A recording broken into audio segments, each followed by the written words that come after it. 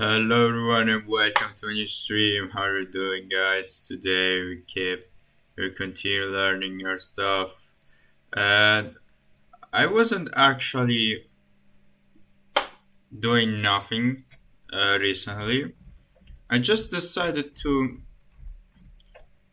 do some things off stream. Like I didn't feel comfortable streaming everything. And I wanted to and I wanted to, you know, to do to do some things by myself, right?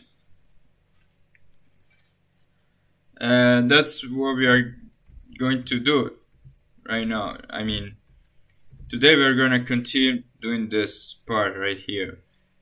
Uh, Also, can I just wait? Let me just try to search something real quick. Let me just. What is this? No. Let me just try to search transpose of a matrix, right?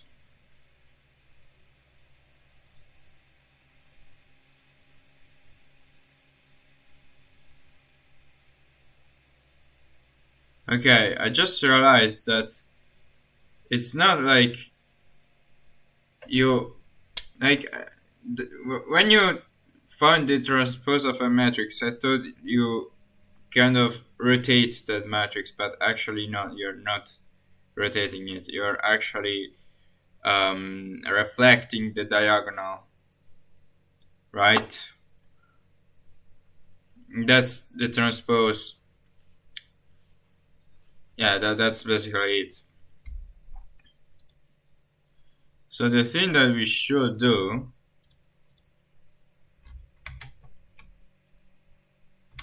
is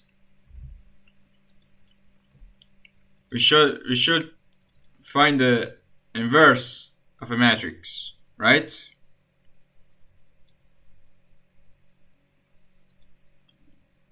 That's what are we supposed to do. Also, did my Discord crash? Hold on.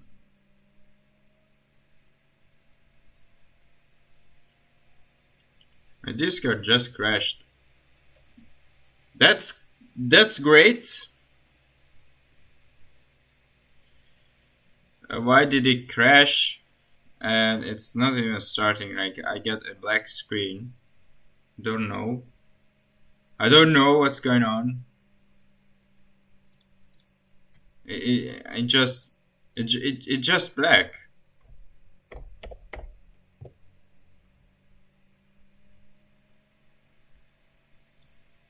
I get the screen, then it disappears and nothing happens. It's just a black screen. What the fuck?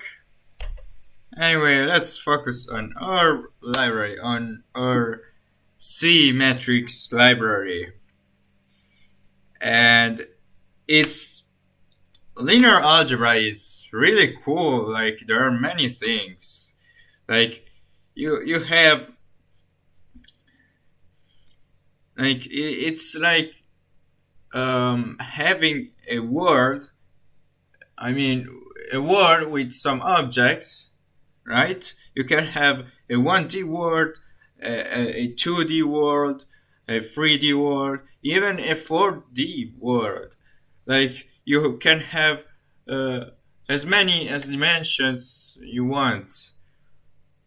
And the thing is, you can like place some objects in some points, in some positions, and then you can transform these points. You can transform these positions. You can rotate. You can apply whatever you want. Isn't that cool?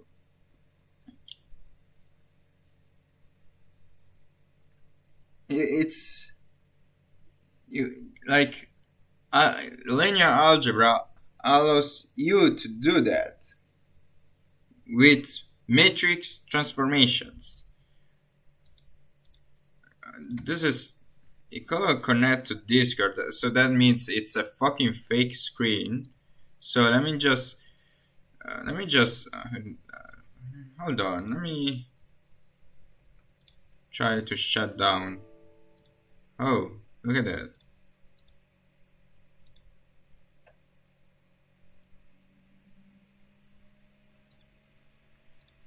Now I get a different thing.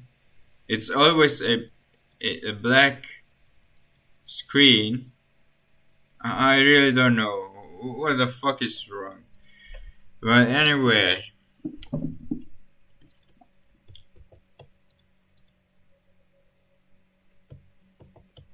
so what we have to do is we can also find the minors of a matrix, but we also have to find the cofactor of a matrix, right? Or this.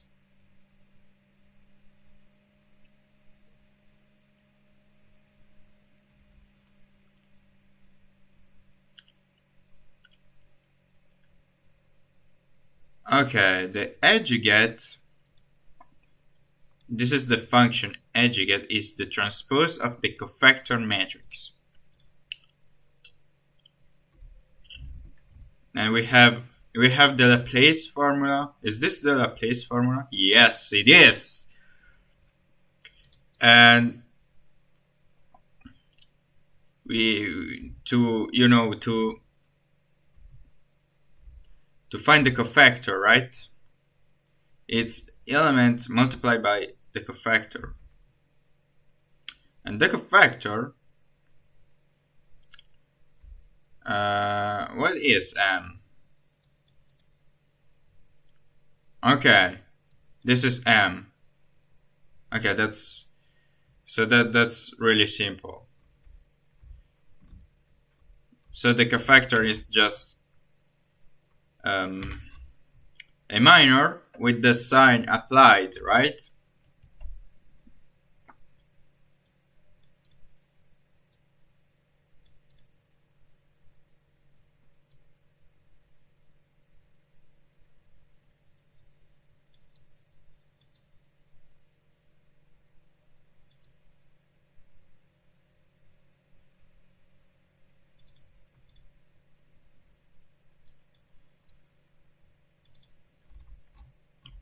And I'm not really sure if, like, yeah, we can apply this formula actually. So let me just check what we have so far. So we have a minor, and then we have minors. So we should always include this. So we just mark this as not computed.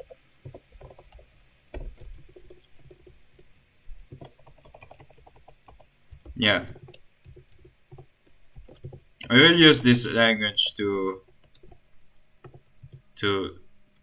say that we didn't compute this part, right? Actually, we should do this part. M is a minor, right? Yeah.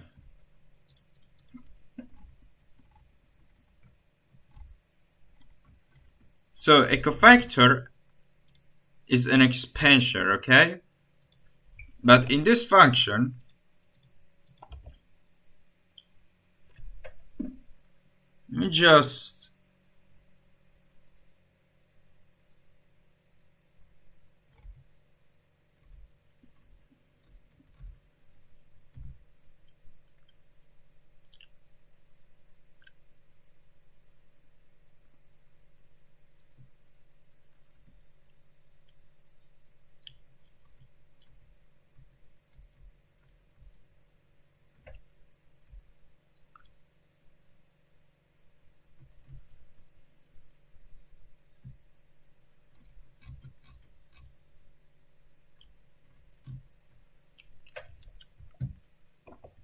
I don't know, let me just Okay, we will try to create a matrix type, and we call it cofactor.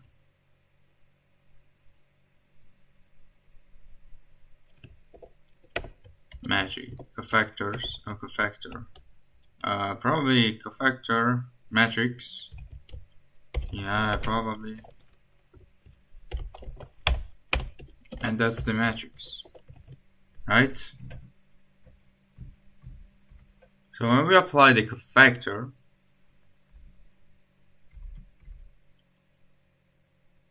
this is an expansion, right? It's not. It doesn't include the determiner. It actually is. Wait. Um.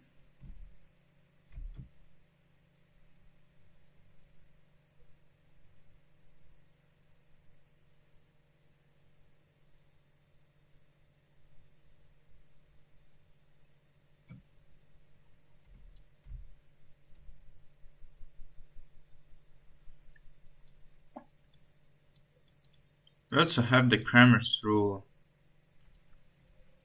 In linear algebra, Cramer's rule is an explicit formula for the solution of a system of linear equations. We also have proof for that.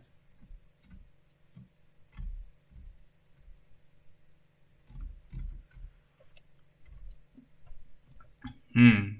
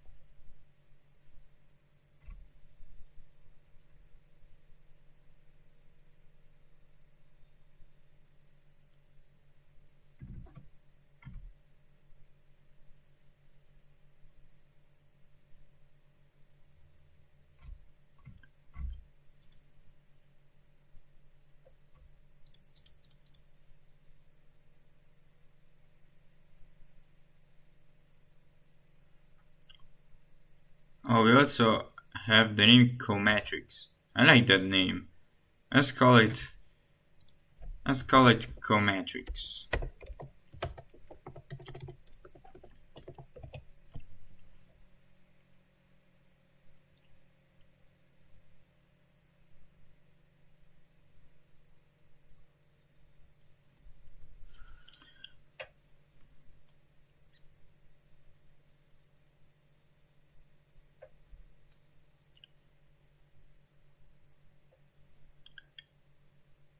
And then we have the transpose of the cofactor matrix, which is the adjugate.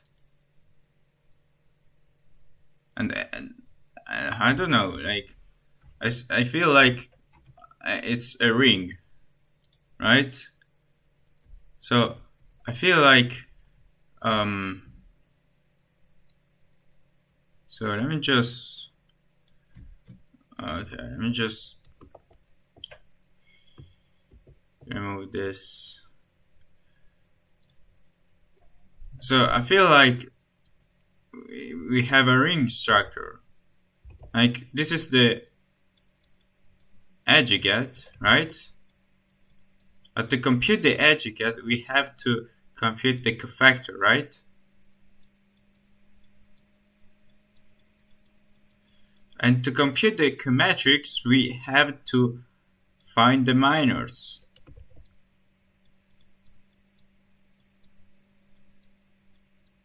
Right? I feel like it's an onion structure, right? Like the educate contains the cofactored matrix that it contains the minors, right? Is it something like this, or there are three different things? I just know that the educate is the cofactor matrix transposed, but so that means that the educate actually contains this, right? But does this contain this? Is this included?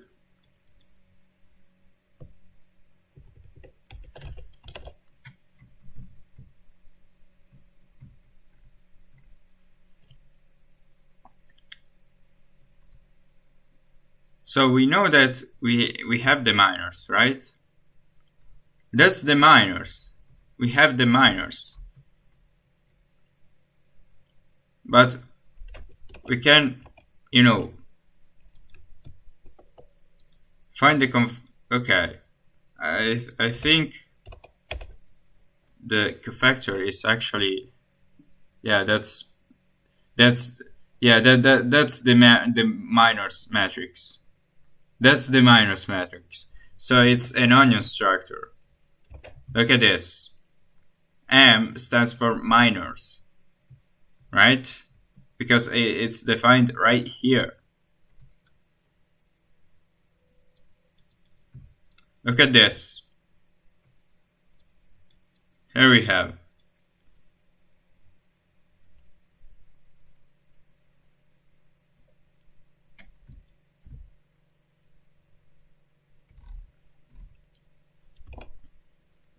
So that's basically it. It's an onion structure. And we probably need we probably also need the educate of a matrix,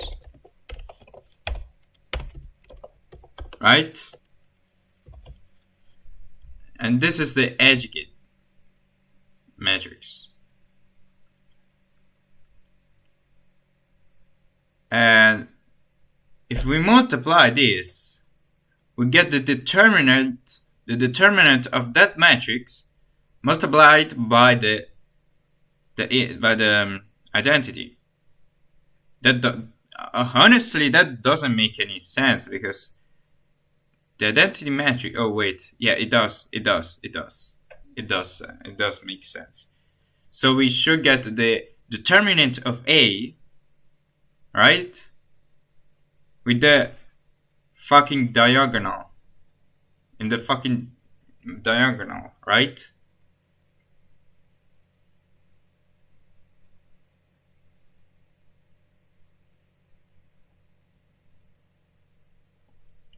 And that doesn't make any sense. We can just do this. Oh wait, because that is actually multiplied by the matrix. Yeah, I didn't saw that part. So yeah, it's totally like I could. Okay, we cannot divide, but we can try to find the inverse of A, and then multiply each part for A, for the inverse of A. But that just like we can just do this. Look, we have this matrix, right?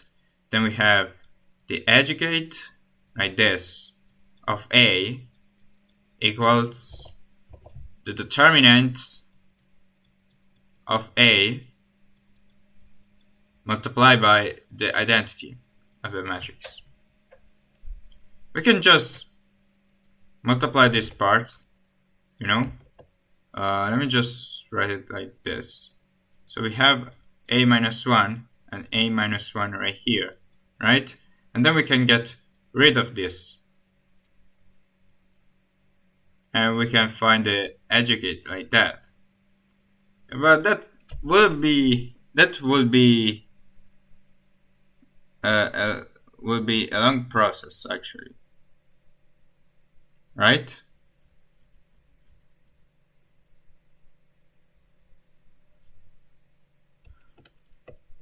So I'm not gonna do this, but that's interesting.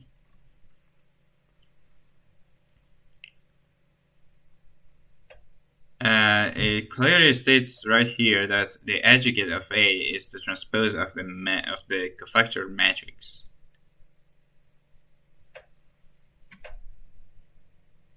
And we should create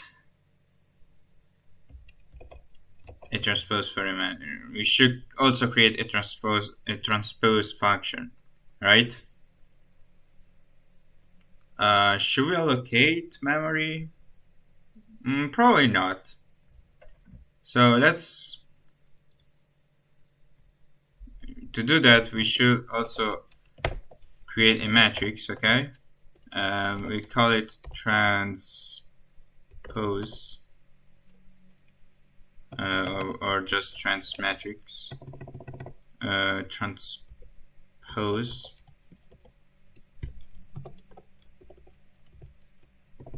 Or trans P. Like, I don't wanna make it that long. So I will just call it trans P. Okay? Then we accept the matrix type, right, as input. And we will just comment this no allocation. No memory allocation, that means no new matrix will be created. This matrix will be returned, and it's the edited version of the matrix, right?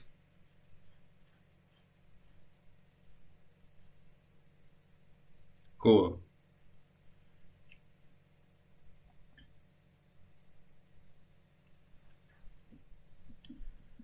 So let's implement this.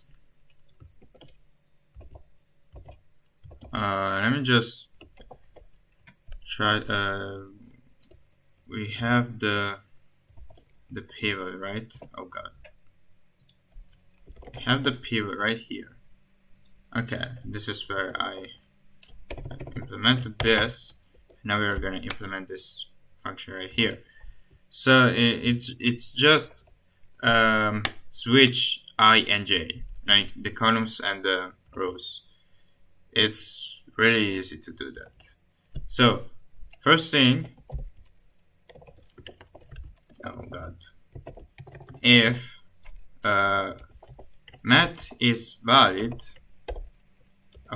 not valid of this matrix, we will return probably mat null. Mat no. Or it's just okay. Null matrix. Null matrix will be returned. Okay. Then what we have to do is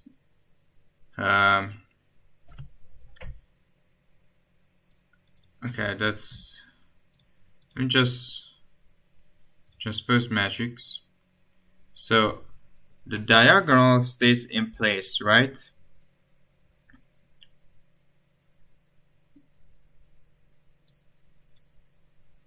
The free in the last column will be the free in the last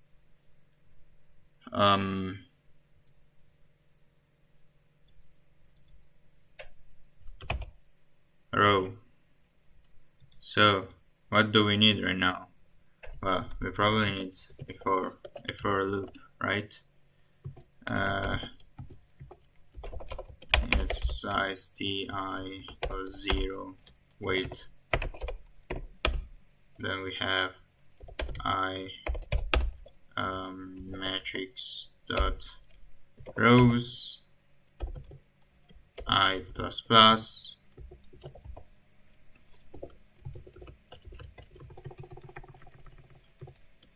And let me copy and paste this.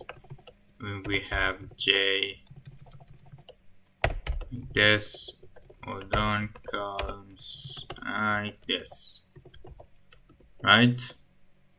And what we have to do is we have this, the val matrix, oh god, of I and J.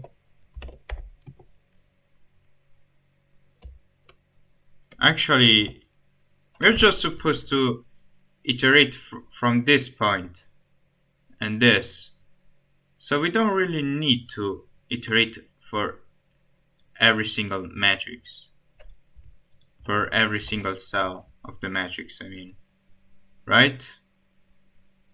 That wouldn't make any sense.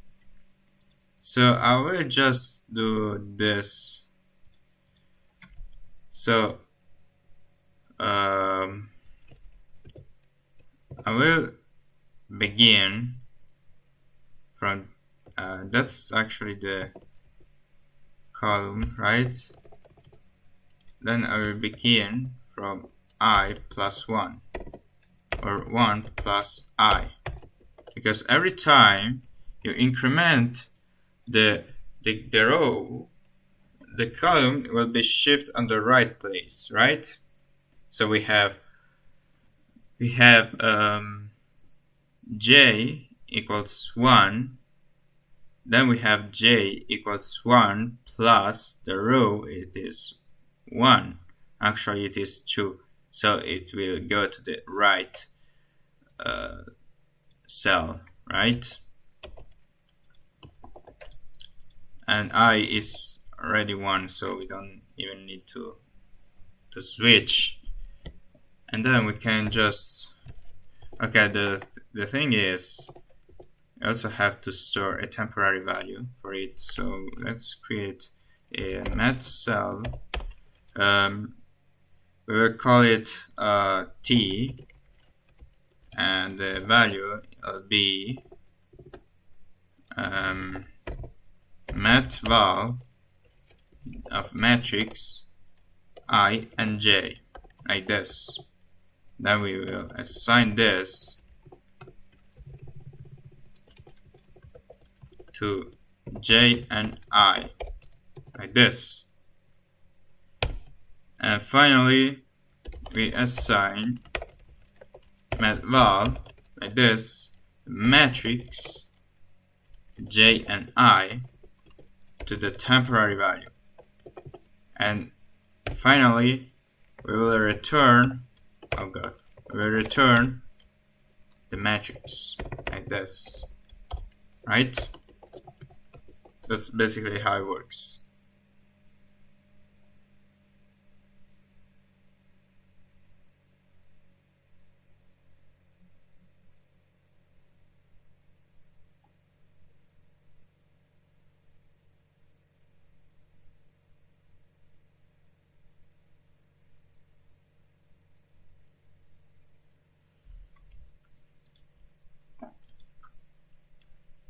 So let's try to,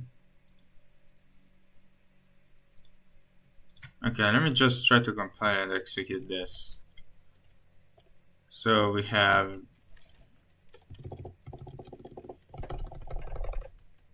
oh my fucking god. We have gcc main.c dash o.exe.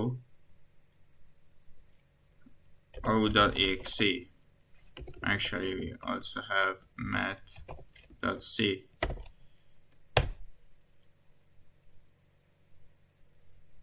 Okay.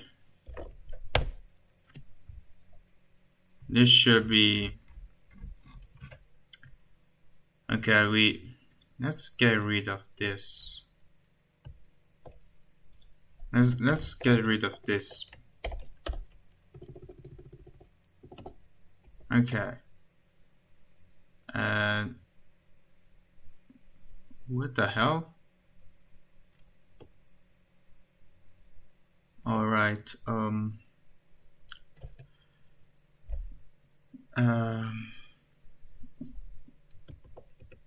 this is fucking annoying.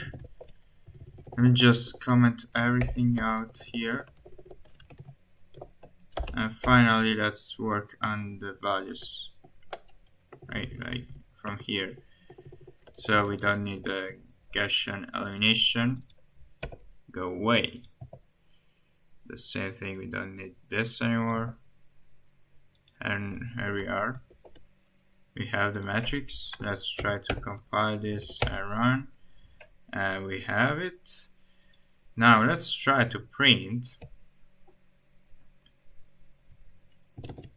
Let's try to print matrix the transpose of A. Let's see what will happen. Oh my god. You see that? A segmentation fault. I know why. I know why this is happening. It should happen for you know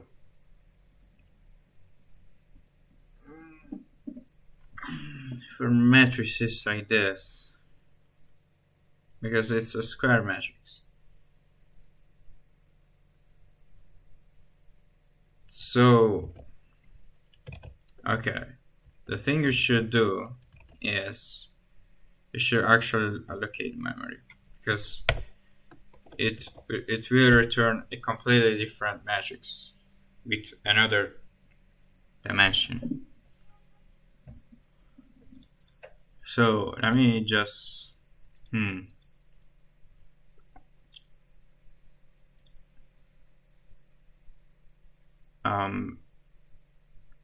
yeah, we should create a new matrix.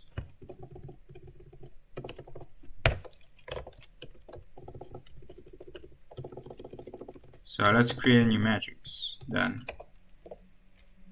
So we have the matrix type out create matrix. Then we have matrix columns and matrix dot rows, I guess. I'm not sure. Yeah, should be like this.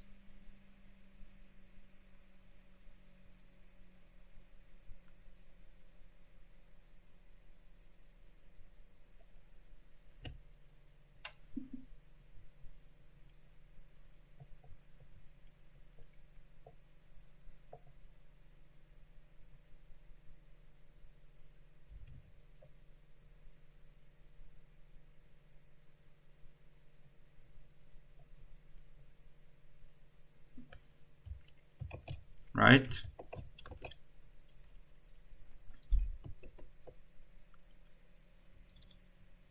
So we have to copy each value, so we don't need this shit anymore.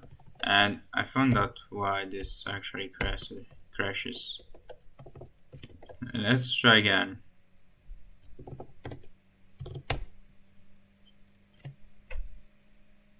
Alright. I mean, let me just try this. Yeah, there we are, the transpose of a matrix, right? Wait, do we actually need to create a new matrix? Do we actually need to do that?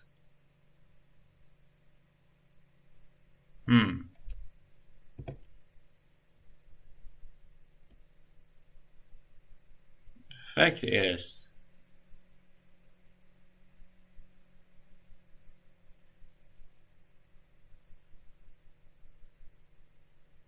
I'm just trying to think, like,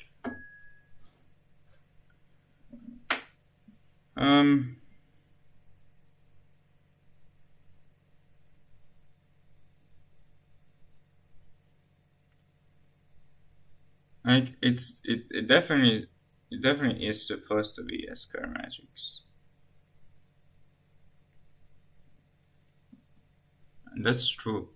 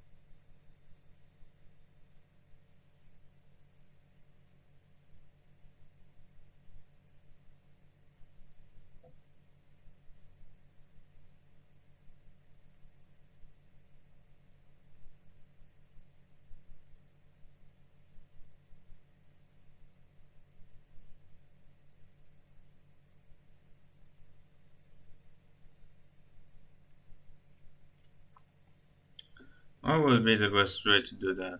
Like, should I just copy the matrix?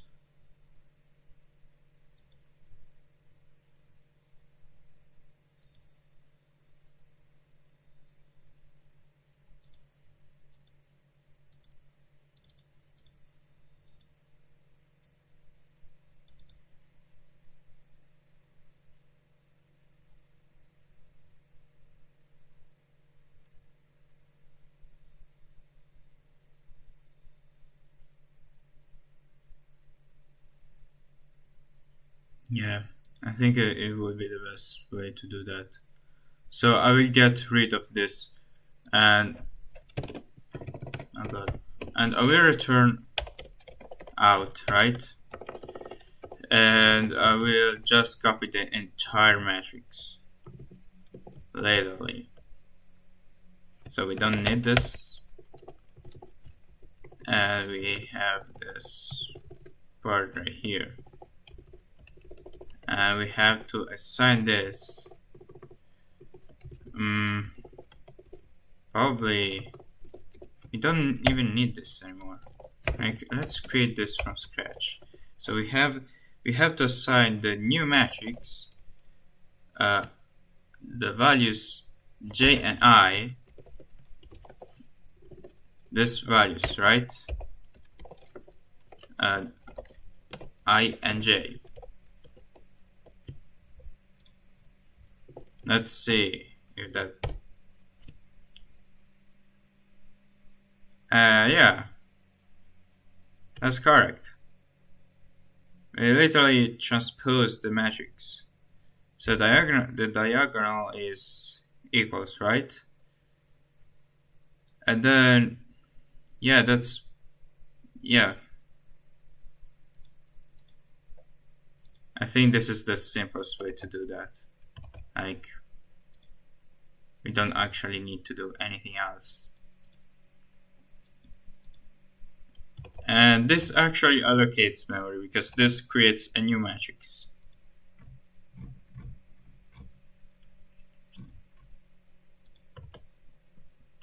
So let's be careful of this.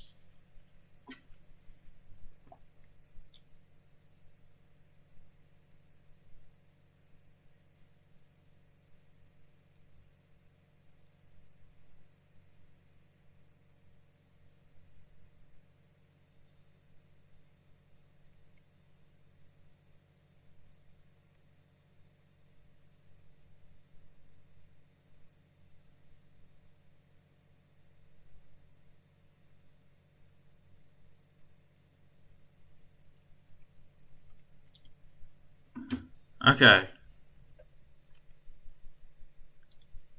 Let's try with another matrix. Let's try with a non-square matrix. We have this. Let's create a matrix B. Right? and this will be, you know what,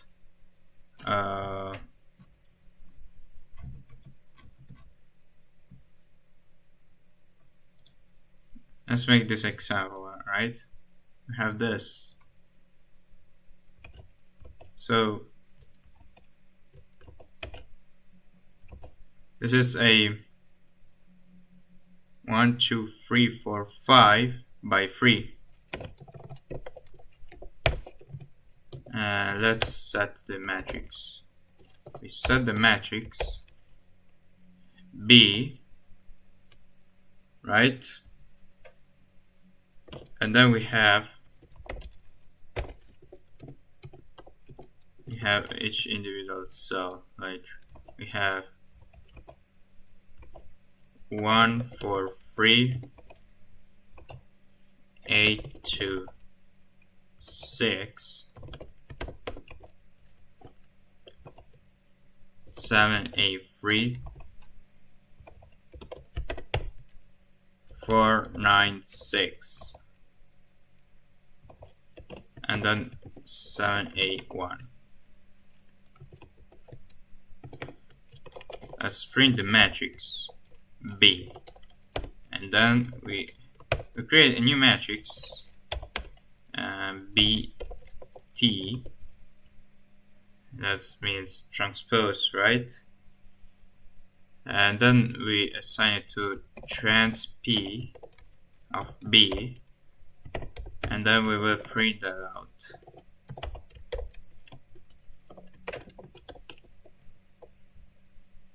Let's see what will happen.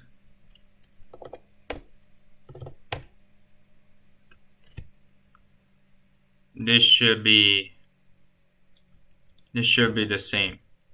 So we have 18747, 18747, 428, 428, 98, yeah, 36361, 36361. So that works. So that's the transpose of a matrix. So we also have this function. Cool. Then what we have to implement is the adjugate of this function, but the adjugate is actually the cofactor of the matrix. So we have to implement this first. What the hell?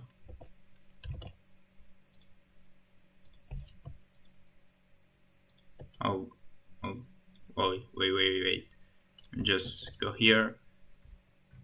Let me just copy all of this and paste it right here.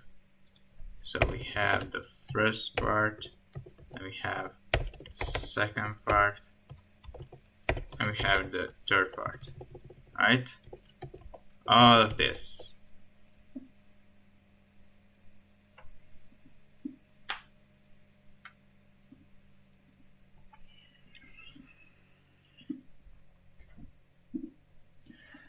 So the cofactor of a matrix follows the Laplace formula, right?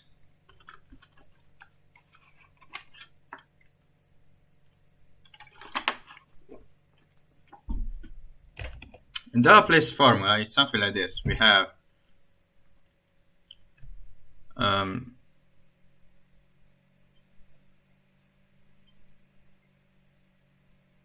wait, hold on.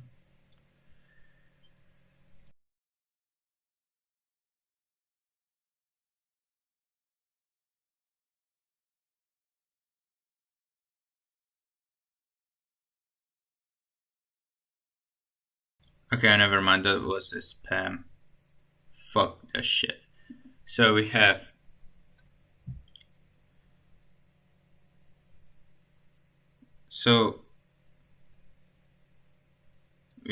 the sum, right, of -1, right,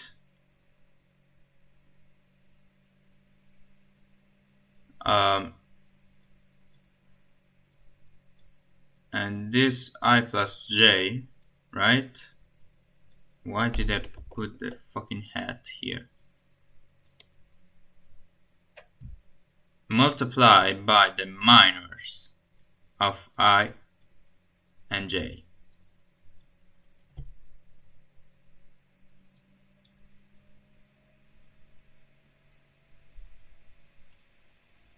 Something like this should be. Let's check if that's true.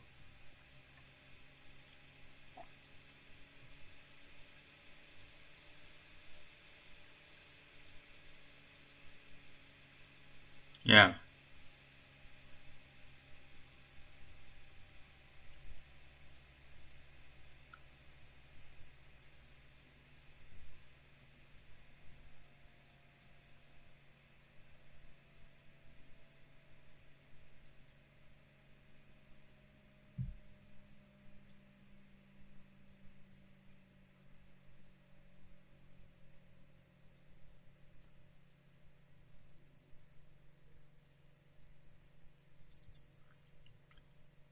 So, given an n by n matrix, the determinant of A, denoted by dot A, can be written as the sum of the cofactors of any row or column of the matrix multiplied by the entries that generated them.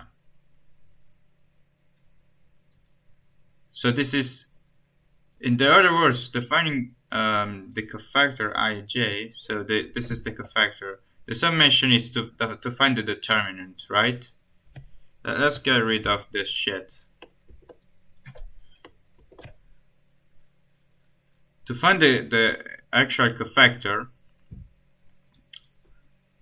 I and j, we should just do this, right? We will follow a similar approach. We just do this. So we just do this thing. So we have -1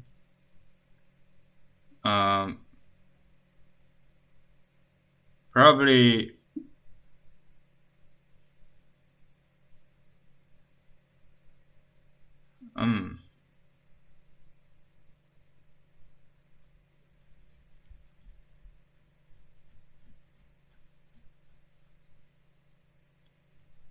so we have this part, like we could have multiple solutions, right? So we have Mij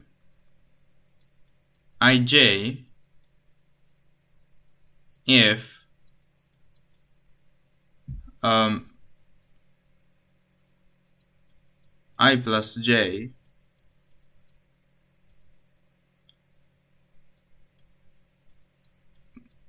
module 2 is 0, right? Or else Mij if we have this thing, right?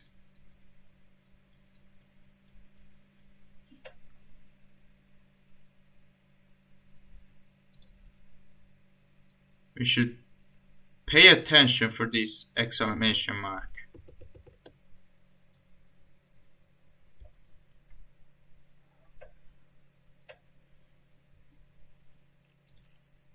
I mean minus. I mean negative Mij. So that's the approach that we are going to follow. So for the cofactor of the matrix, what do we have to do? Well, we should calculate the minor of each matrix, and that fucking sucks, honestly. Oh my god.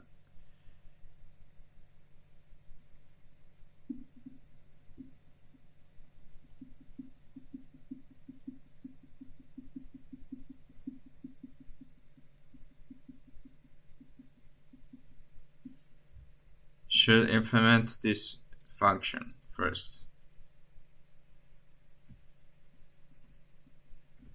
And fuck this shit.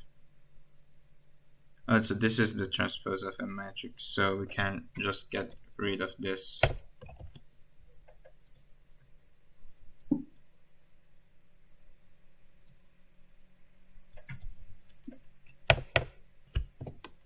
Like this.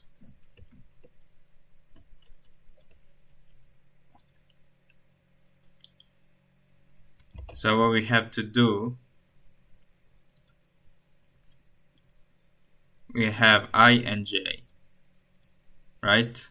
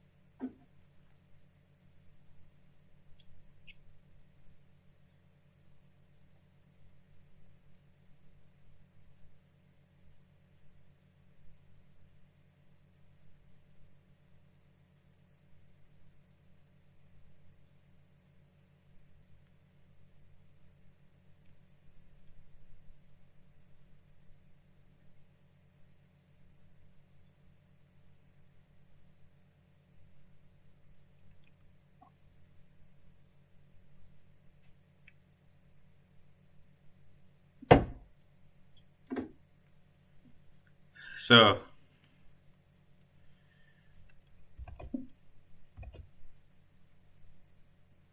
let's find the minors.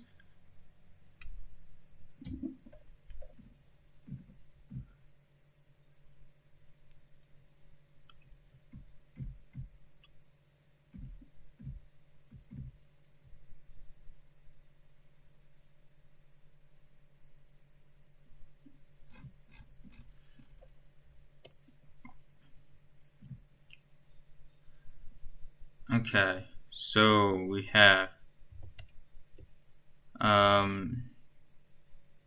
we should create a new matrix, right? We'll call this sub, and the sides will be, you know, create matrix this dot columns, rows -1, and then matrix dot columns -1. Actually, let me just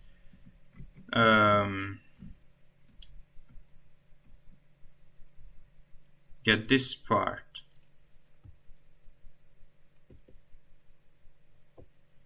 Actually, should just do this. Yeah.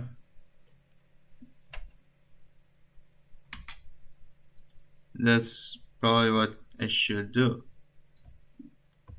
Let me just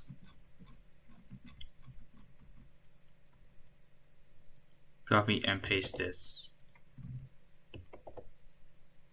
So we inherited this part from another function to calculate the determinant. But this time, we shouldn't calculate the determinant of a matrix.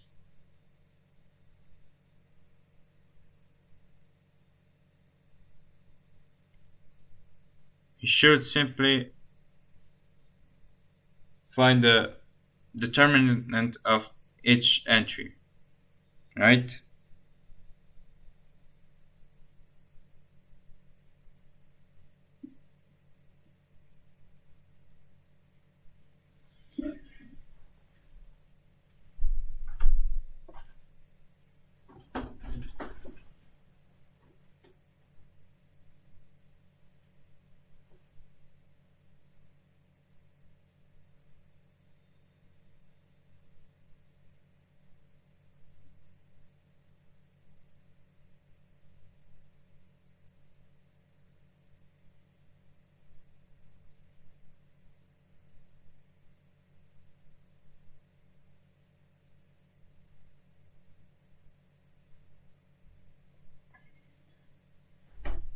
Oh my fucking god, why do I feel so fucking tired already?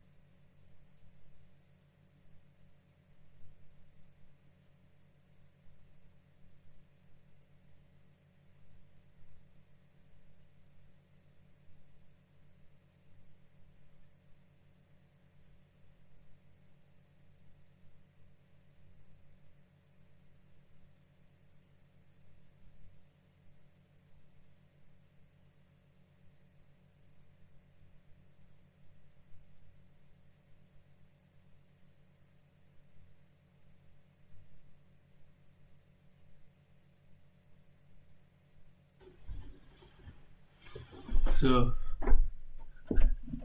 okay. So we have to retrieve this fucking shit. Okay?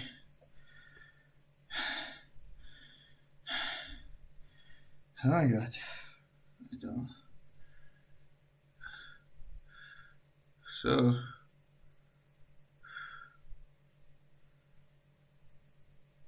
Oh god. I don't feel.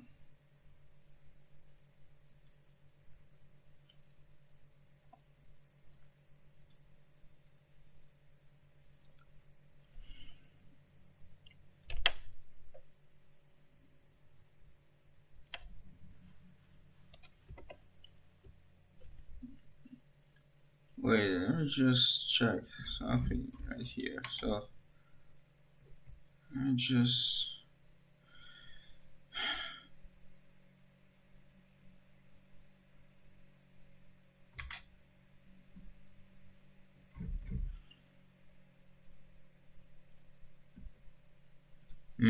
Wait. Can non-square matrices have determinants? No, they cannot. Do not have. They do not have determinants.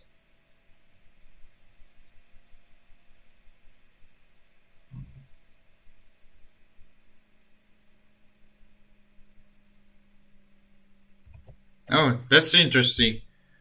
Yeah. Okay. Yeah, that's what I kind of I forgot this part. Luckily, no square matrices do not have determinants, so that's a good news, right? Let's go.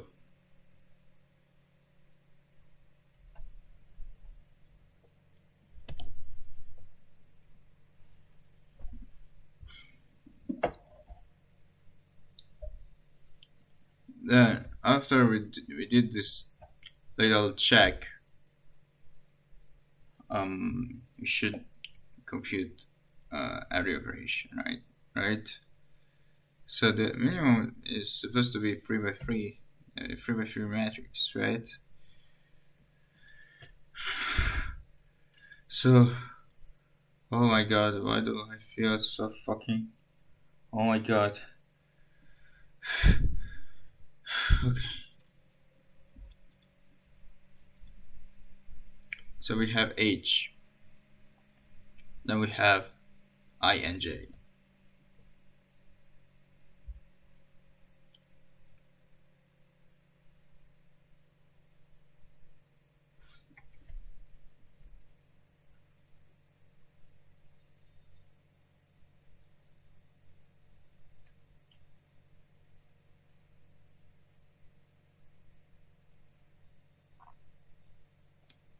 So what we have to do right now is actually we have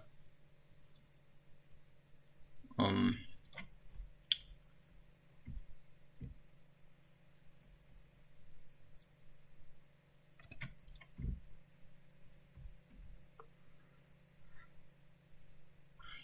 So we have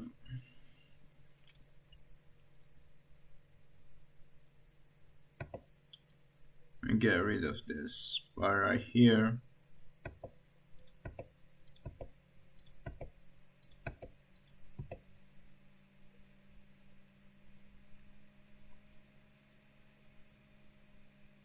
Then we have to this is H, right? Probably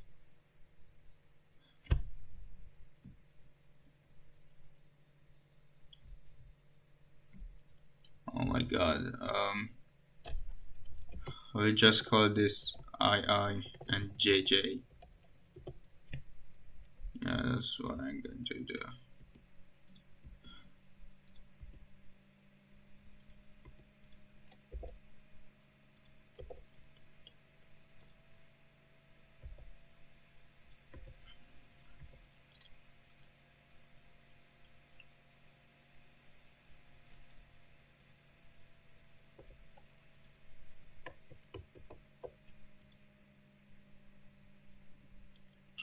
And the same thing, I will do it for this part.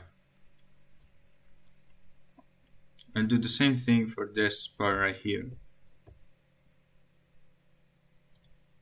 So let me just do this like this, right?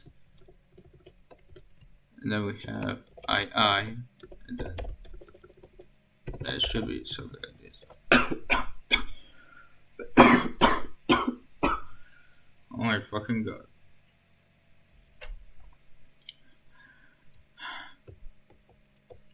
Then we have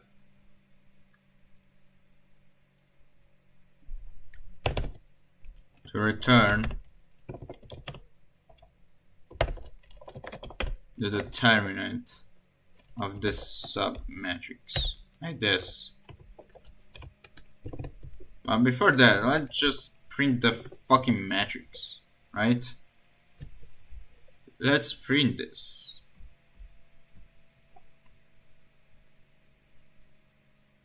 Let's print the sub matrix, right?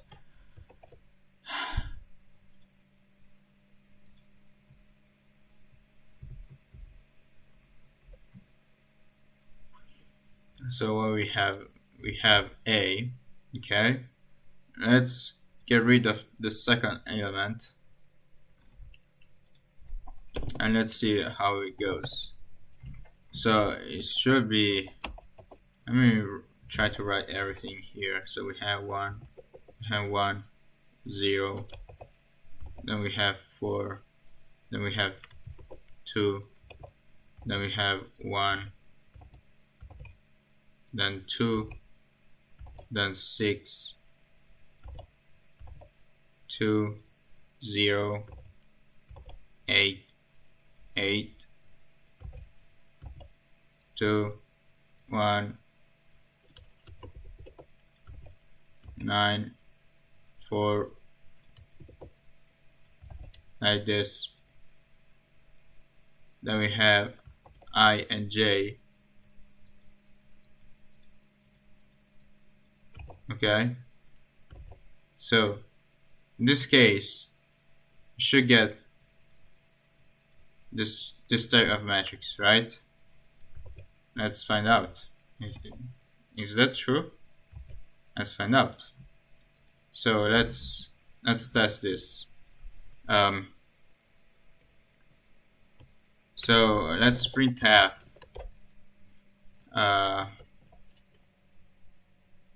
f. I will just call it D. I don't care. And then we print the matrix, so it should be minor of A, and this should be the formula, right? Let's try it out. And we have 1. Wait, what? Oh my fucking god. Wait. So we have the determinant of, for some reason this evaluated for to 3. Then we have 1 and 2. Then we have, where does where where do they came where do they come from? Where do this value come from?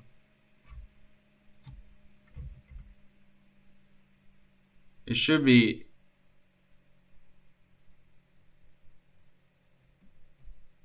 oh wait, did it transpose this matrix? Actually it should be like this. Like this doesn't allocate memory. So we should have an issue. Right? Exactly, that's why it's the same. And what the fuck is this? What the fuck is this shit? Fuck off.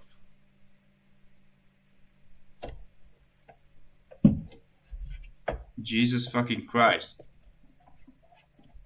The fuck is wrong with you?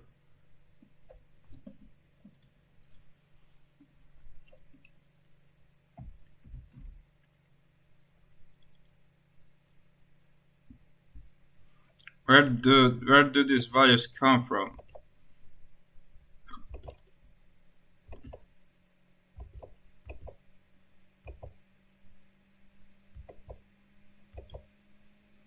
Wait. Did he actually perform this calculation?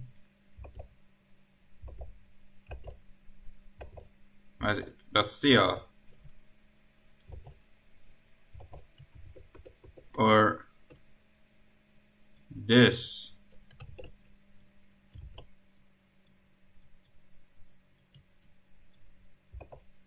Oh my god. Why is it shifted?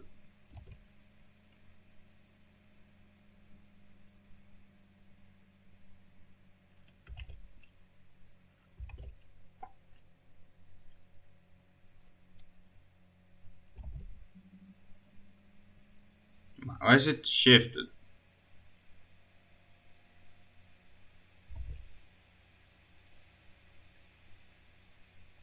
Oh, so what the fuck is this? Get the fuck out of here. So,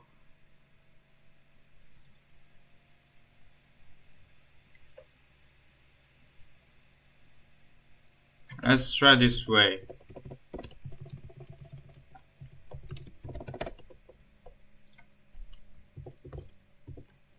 Not sure if it works.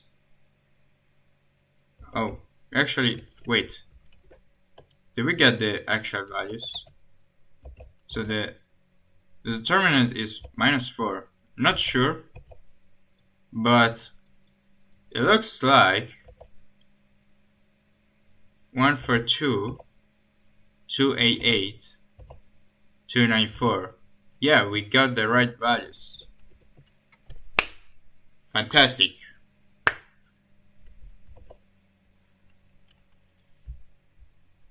Okay. So we finally have something like this. That's pretty cool. That's really cool.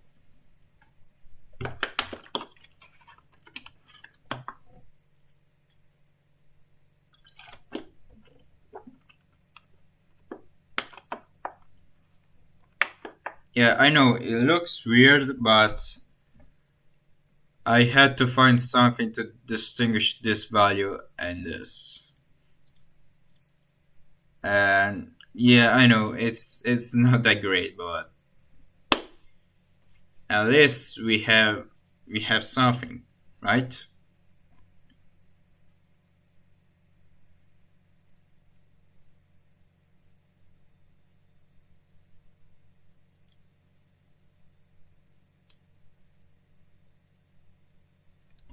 Should we multiply the results? Not sure. Not sure. So we don't actually need this variable.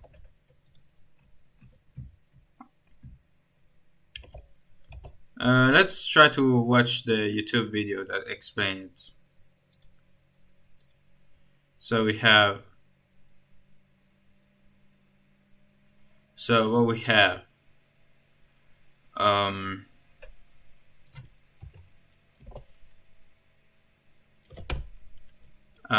Matrix. To find the inverse of a matrix, right? We have two ways, and we are gonna use the cofactor way, which is explained right here. It's Professor Dave. Let's look at inverse matrices. He knows a lot about all kinds of stuff. Professor Dave explains. We know about inverse functions, and the concept of an inverse can apply to a matrix as well. With a function, we know how to swap x and y, and then solve for y to find the inverse function. So how does this work for matrices? Certainly, it's a different algorithm, so let's learn about this now. Although a matrix is different from a function, when denoting the inverse of a matrix, we will use similar notation as we did for functions, where the inverse of matrix A will be A with a -1 in superscript, just like a function f and its inverse. We must realize that this is not an exponent. A inverse does not mean the reciprocal of A, or 1 over A, because there is no such thing as matrix division. But an inverse matrix is similar to the reciprocal of a number in another way. We can recall that a number times its reciprocal equals 1. Similarly, a matrix times its inverse, or the inverse times the original matrix, will yield an identity matrix, a square matrix with all zeros except ones across its main diagonal, which is kind of like the number 1 in matrix form. So in that sense, there is a correlation. Now, we know how to perform matrix multiplication. So how exactly can we structure an inverse matrix so as to get an identity matrix when multiplying by the original matrix? Let's start with a simple 2x2 matrix with entries A, B, C, and D. The inverse of this matrix will be 1 over the determinant of this matrix times this new matrix with entries D, -B, -C, A. So A and D have swapped positions, B and C have gone from positive to negative, and the resulting matrix is being divided by the determinant of the original matrix. To see why this is the case, let's multiply this inverse in this general form by the original matrix. First, let's just generate the 2x2 matrix that is the product of these two without worrying about this determinant. For the first entry, we get dA plus -bc, or keeping everything in alphabetical order and simplifying the sign, AD minus BC. For the second entry, we get BD minus BD. Then moving down a row, we get -AC plus AC. And for the last entry, -BC plus AD, or AD minus BC. The upper right and lower left terms clearly become 0, leaving us with this. Now we can divide by the determinant like we originally said, meaning each entry in the matrix will be divided by AD minus BC. AD minus BC divided by AD minus BC is 1, and the zeros don't change. So we are left with this 2x2 identity matrix, just like we expected. So that's how you get the inverse of a 2x2 matrix. You swap A and D, change the sign on B and C, and divide by the determinant of the original matrix. Let's try a concrete example to make sure we have this. How about a matrix with entries 4, 3, 3, 2? To get the inverse, we find 1 over the determinant, and the determinant is 8 minus 9. So here we have 1 over -1, and after that comes the 2x2 matrix with these two entries swapped, and the signs of these two inverted. That gives us 2, -3, -3, 4. Incorporating this -1 out here is easy. That just gives us -2, 3, 3, -4. And that is the inverse of this original matrix. Just to make sure this worked, let's multiply them together and see what we get.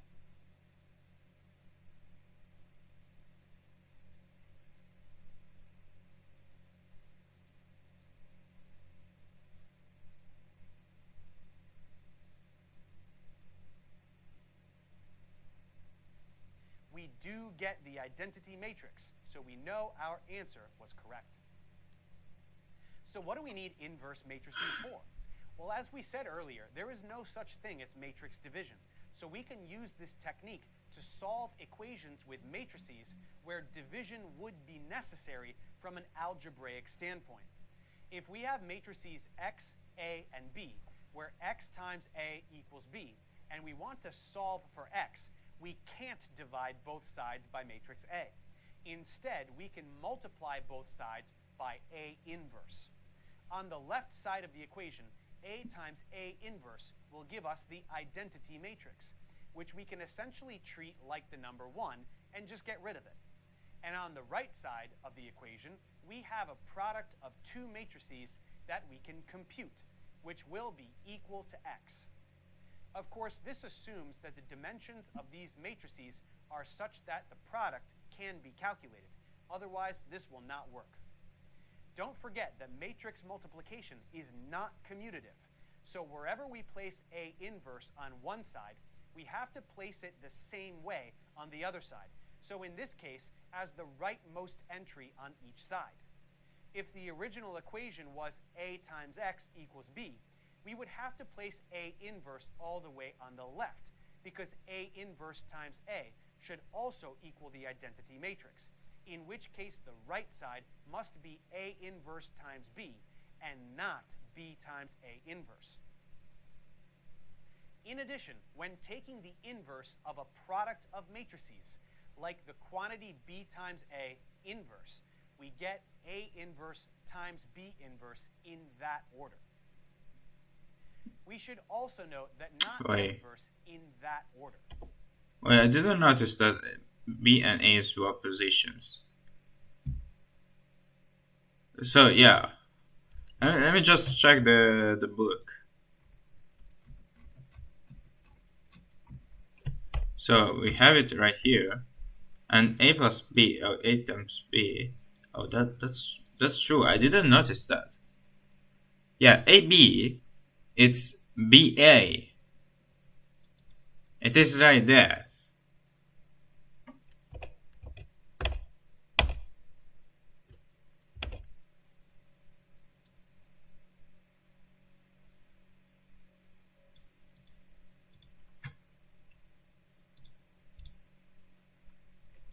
We should also note that not every matrix will have an inverse matrix. If a matrix has a determinant that is equal to 0, its inverse will involve dividing by 0, which is undefined, and that matrix will therefore not have an inverse. Such a matrix is called a singular matrix. Lastly, you may be wondering how we can find the inverse of any matrix other than a 2 by 2 matrix. Let's look at a 3 by 3 matrix and see how this would work. To find the inverse of this, we will first find something called the matrix of minors. This will be a new 3 by 3 matrix, and each entry will be a particular determinant. For the first entry, we locate the corresponding entry in the original matrix, and we block out its row and column. There is a 2 by 2 array of numbers left, and we find its determinant. Yeah, we basically need to implement the cofactor, because this will be multiplied by this will generate a new matrix, and it will be multiplied by 1 or minus 1 depending of the values of, or the sum of the values I and j. Right?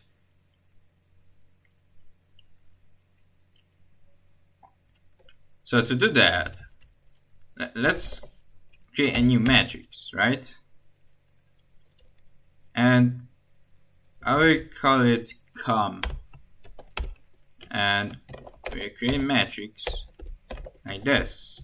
Oh wait, we should also give the matrix rows and hold on like this columns, right? Yeah. Now we iterate each point like this. Size d I equals 1. I should be matrix dot rows rows, and then I plus. Then we do the same thing here. Wait, hold on, just go here. We have this. We switch this to J. Oh my fucking god. Dot columns like this, right? So what we need to do is we simply have to evaluate this com on I and j with these two index with these two indices, and the value will be would be the minor, right, of the matrix on y and j, right, multiplied by I plus j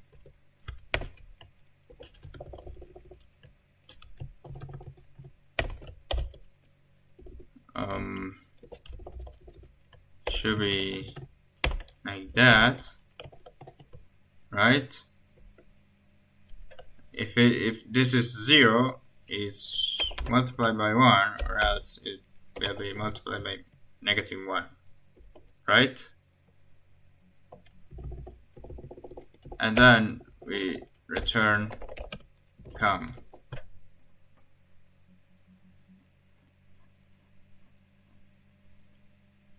I think that's the thing, right? So let's take this as an example, right? Let's get rid of this part, and let me just create this matrix of minors, right? So we have this 3 by 3 matrix, so let's create a new matrix M, or I don't know, just gonna do, you know what I'm gonna do, I will create this from scratch. Okay, we have matrix A equals create matrix, a 3 by 3 matrix, right? Now we have set matrix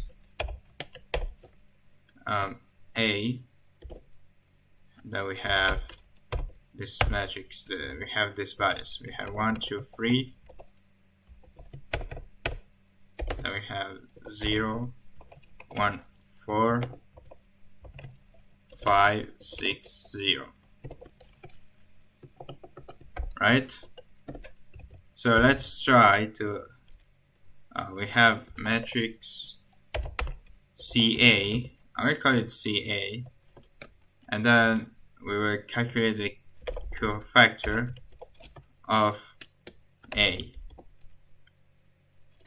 and then we will print that out. So we print matrix CA. Now let's see if I don't know, I'm not sure what will happen, So what the? Oh, okay, hold on. I think I should remove this part. Okay. I'm not sure, but we have this. That determinant will become this first entry. Oh my in the god. matrix of minors. I think Then it for the actually second entry, works. Again, we go to the corresponding entry in the original. But for some reason, the sign is inverted. matrix. Block out its row and column and find the determinant of what is left. For some reason, the signs are. So if this is 0, like if 1 plus 1 is 2, right? Yeah, it should be correct.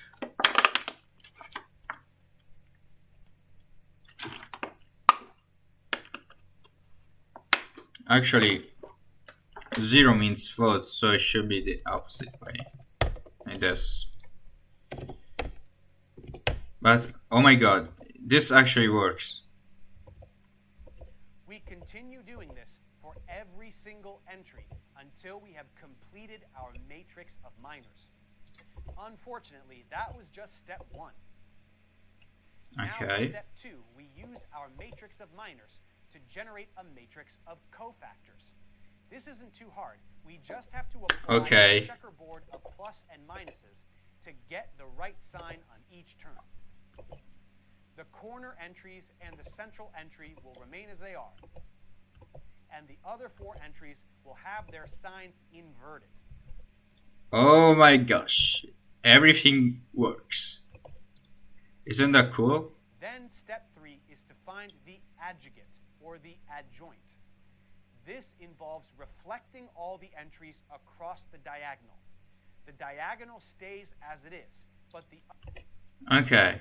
The last thing is to transpose the matrix. So to find the adjugate, right?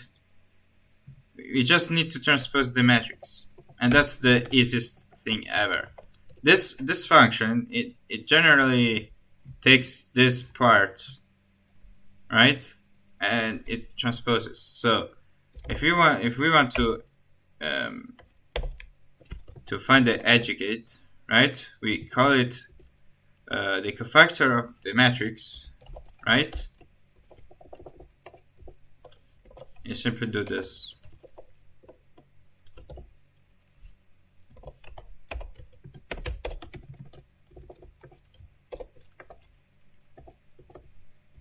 But actually this generates a new matrix, so we should handle this properly. So we have a matrix type. It will generate a new matrix, and then we have to transpose this, right? And this will return a new matrix, and that's actually the output, right? And this, then I have to delete the matrix, this should take the address, okay? And then we finally return out, like this. Now what we have to do, we just have to, let's try to print the adjugate, right? So we have this part right here. Let's see if everything works.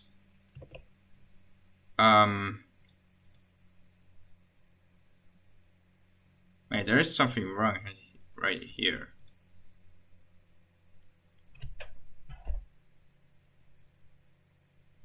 Oh wait, I don't think there is anything wrong.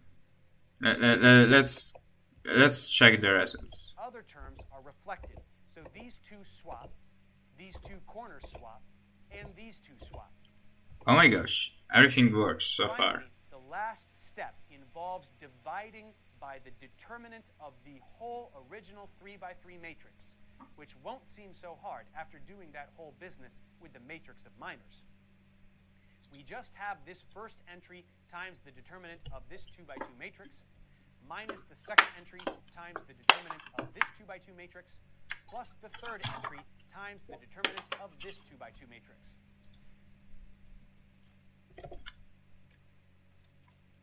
Matrix. Oh wait, we should divide this by the total determinant. Minus the. Okay. Actually, that doesn't seem hard. Let me just printf. Did I delete that part? Yeah. So let's print the determinant of a percent f. Oh god. And we will print the determinant of a. Let's see if everything works. It should be 1. Yeah, it is 1. So everything should work, and we finally should be able to find the determinant. I mean the inverse of this matrix, right? Second entry times the determinant of this 2x2 matrix plus the third entry times the determinant of this 2x2 matrix.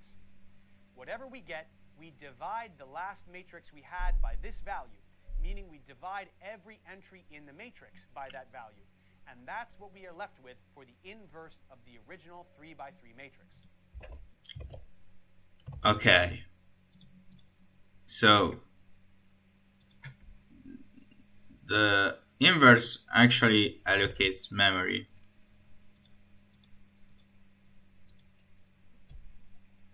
So we have matrix type out, and we have to copy the matrix, right? Actually no. We have to create a new matrix, right?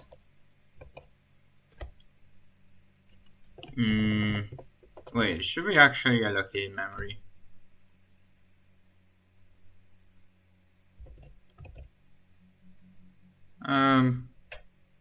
It's not that, like, the operations are pretty basic, so you just have to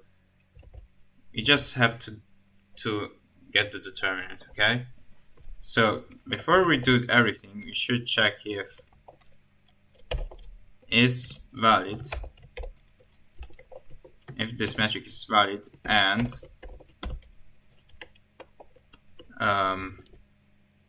what the hell? Oh. Then we should check if this is a square matrix. If it isn't, we will return a null matrix. Okay? Then what we have to do is we should just multiply each entry. So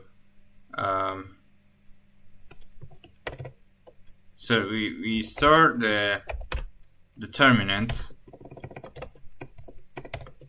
okay, inside a new variable d of this matrix, right? Then we can just iterate each element like this. Like we don't need to multiply, like we don't need columns or rows. We just need one single for loop. Should be fine.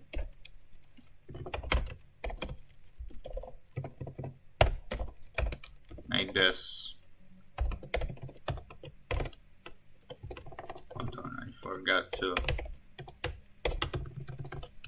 like this. And then I will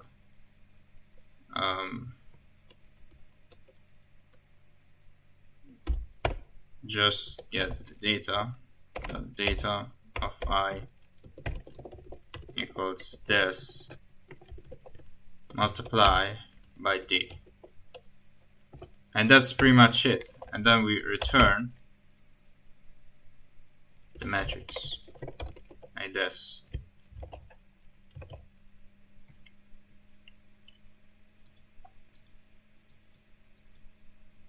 But wait.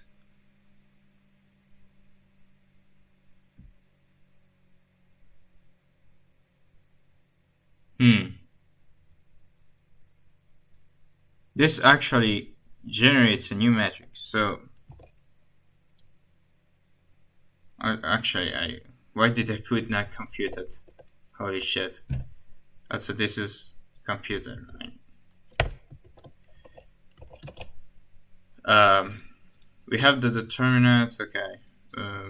We still have to.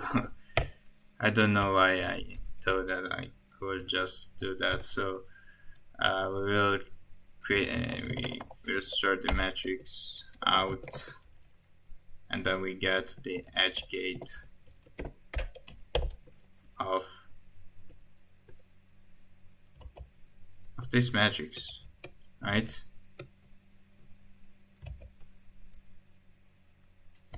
We have the edge gate of matrix, right?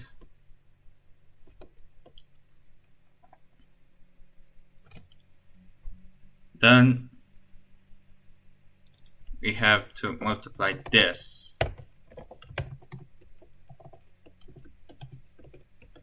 and return this. So this allocates memory.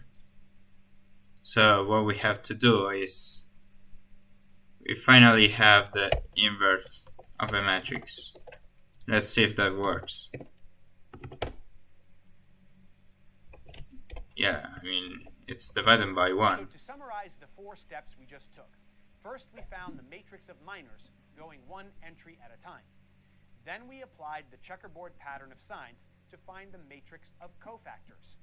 Then we transposed all entries across the diagonal to get the adjugate. And lastly, we divided by the determinant of the original matrix to get the inverse matrix. This is essentially the same algorithm as we used for a 2x2 matrix, just many more steps to achieve the same result. So as we can see, even with just a 3x3 matrix, finding the inverse becomes rather laborious. If we were to extend this to a 4x4 matrix, it wouldn't really be any harder. We would just end up with an absurd amount of steps to follow. For this reason, inverses of larger matrices are usually found using some kind of matrix calculator to avoid doing pages of arithmetic. So that's what we need to know about inverse matrices. Now that we have covered the basics about matrices, their operations, determinants, and inverses, we have many of the important algorithms out of the way, and we are ready to examine some of the more abstract ideas in linear algebra. But before we move forward, let's check comprehension.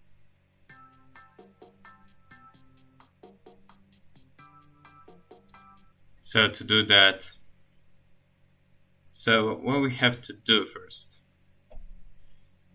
Okay. So the inverse of this matrix, right? So did I just forget everything? Okay, never mind. So we have to find the minors, right, of this matrix. So we have to multiply each entry and then find the determinant of each part. And Jesus fucking Christ, this is so annoying. I'm not gonna lie. This procedure is really annoying. Like you have to multiply each steps.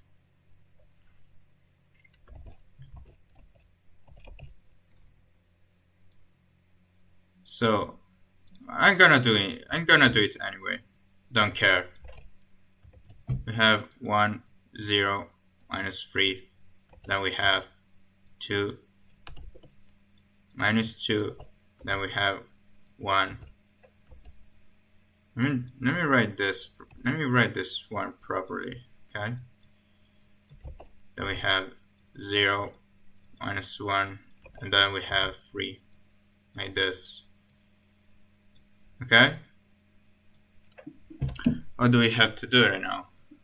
We have to find the minors So the first thing is we have to find the minors, then the factors, then the adjugate, and then we can find the inverse, right? MCADGA.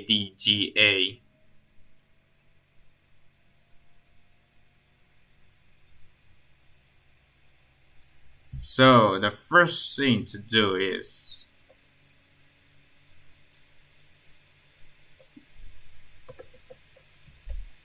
we have, okay, for the first part we have to find the determinant, right, of 1 times 3 minus 2, then we have 1 and negative 1. Then we have minus, actually we can just minus 0. Actually this is easier. Plus, actually it's minus 3. We have negative 1, then we have 2, then we have 0, and then we have 2. And that's only the first part. Oh my god. So this will be, I don't know, this is, okay.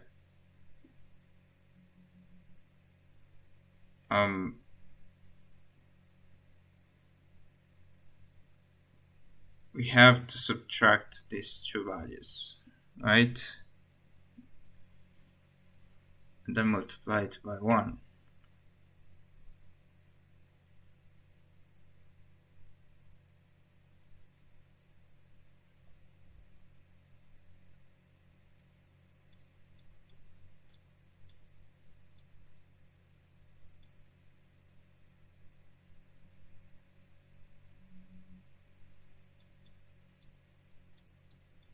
It will be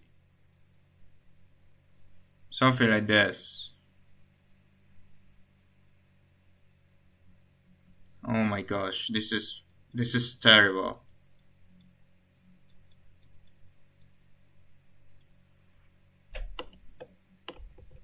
Actually, I forgot to include the other part.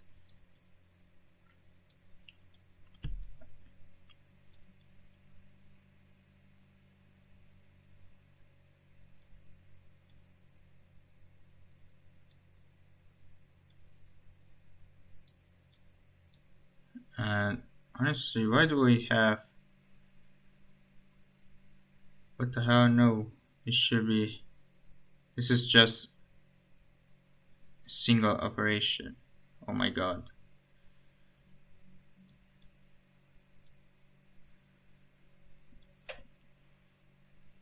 Okay, I'm not gonna do this shit. Honest, holy fuck. I didn't even find the first element and I'm already tired.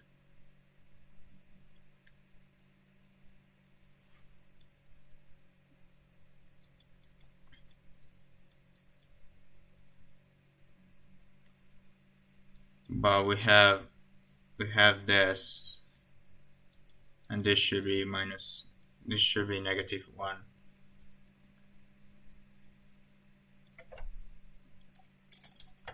Yeah, no, I'm not gonna do that. Like, I have to do this operation for each entry. What the fuck, bro? What the fuck?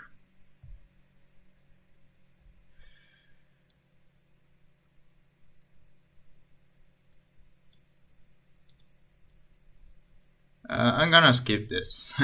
I'm sorry, but Jesus Christ.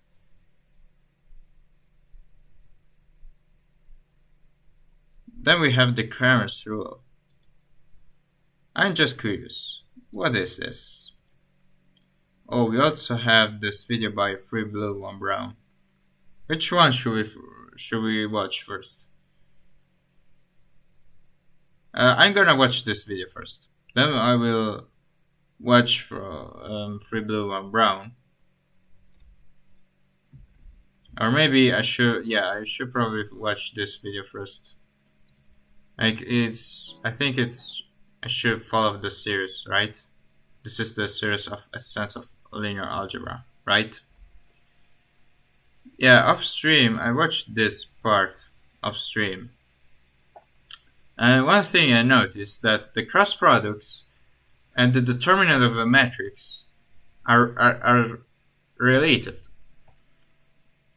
The determinant of a matrix is the module or the vector length. I mean the module, okay, of the result of the matrix. And the direction is perpendicular from the other two vectors. So that means that we basically have the basics, right? We have everything we have to know about.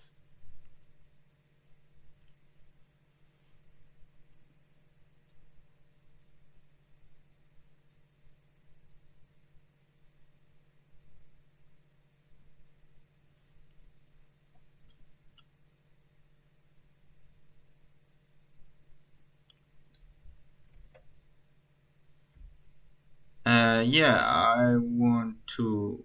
Wait, which one should I watch first? Wait, I was there, right?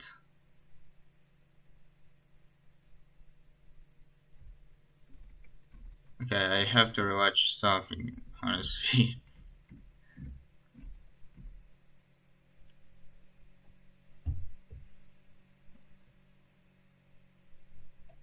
Let's move on to the Kramer rules. I mean the Kramer's rule. Okay. We should probably test this more.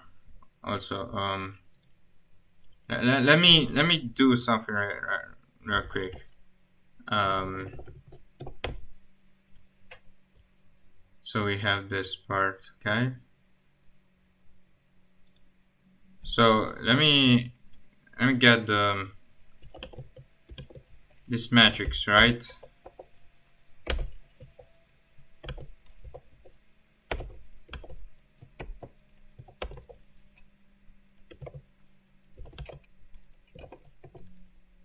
Okay, we have this 3 by 3 matrix. Let's add a new row and a new column. So we have 4, and we have 0. I probably will put a 6. This isn't. We should add a new row. Okay. 3, -1, 2, 12. Okay. What if I want to find the inverse of this?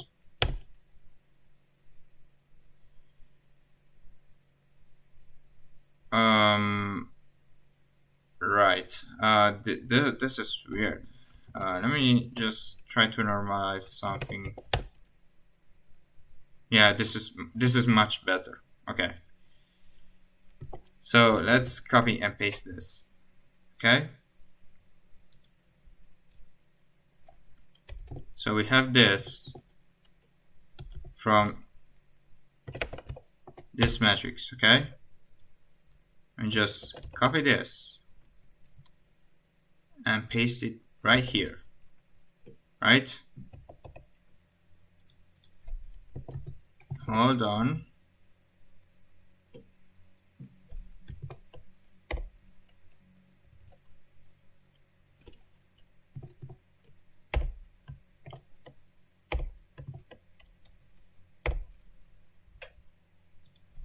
Okay, let me just try to format this properly.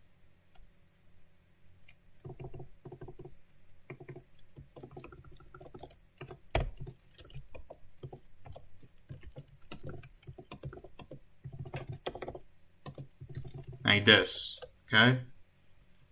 Now we can kind of understand what's like, we can get it clearly. And this is a 4x4. Let's see if everything works. Oh fuck. Oh fuck. Oh my god, no. Oh my fucking god. It didn't.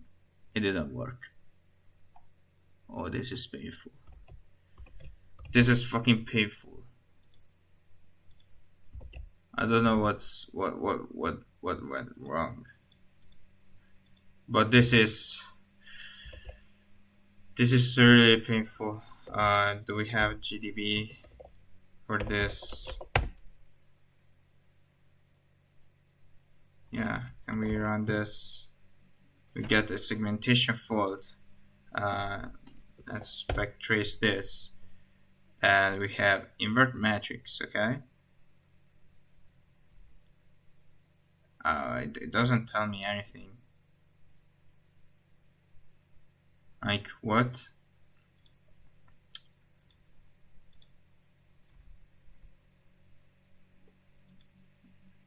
It just tells me that. What the hell?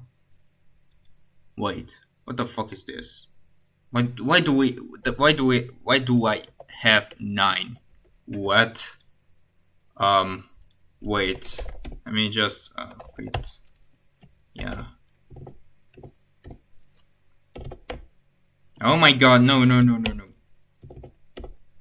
This. And oh god. Okay, at least it doesn't crash, but it's not right. Because I should divide by d, not multiply it. Let's try again. And oh my gosh! Oh god! Oh my god! Oh, holy fuck! Yeah! Yes! It works! It works! Oh my fucking god! Oh my god! This is, oh god! I'm sorry. This was this. I got scared for a second because I thought that I had to rewrite everything, but luckily it was just some silly mistakes. Oh my gosh.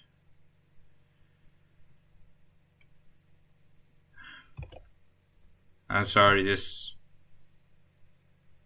was, you don't want this, trust me. Like, you don't want your code to randomly crash or stop working.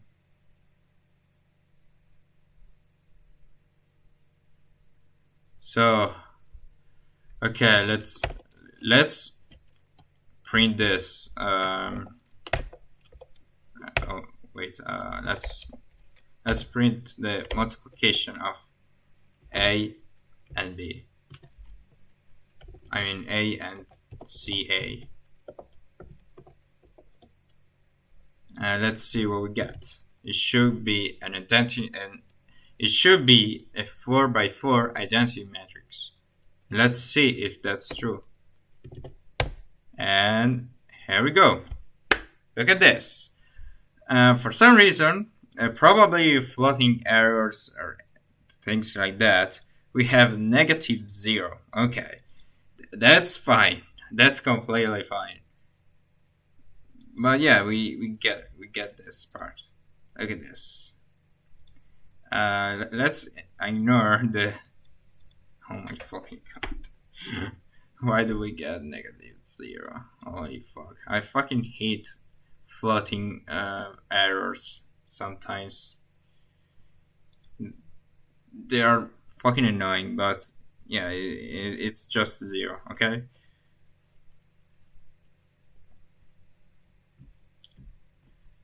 And we did it!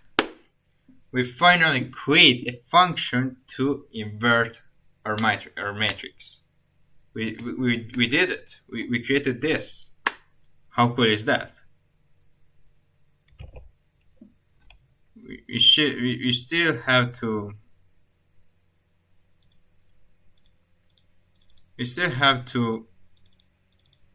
include these two algorithms. But for now, let's mark this as not computed. Just like that.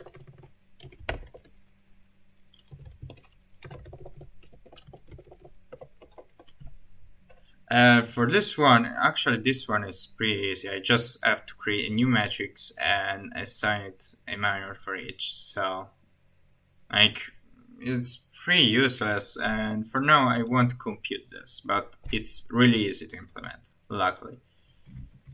Look at this. We can get rid of this print, yeah. And also we can also get rid of this part. We get everything we have here.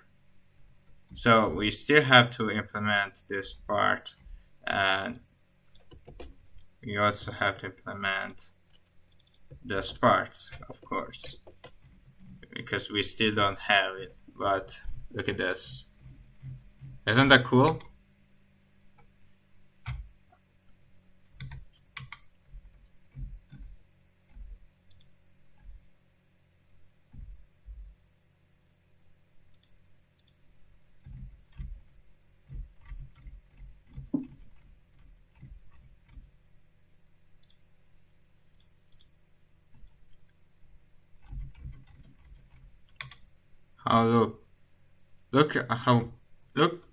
Oh, look how clean it is. I really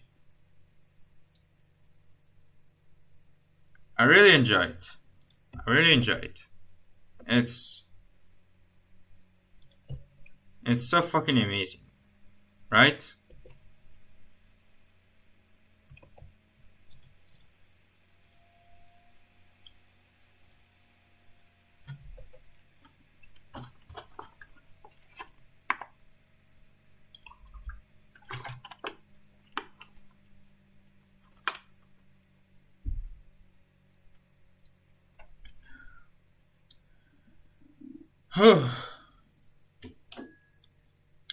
We finally, oh my god, go away. We finally have this function. Yes, we finally achieved that.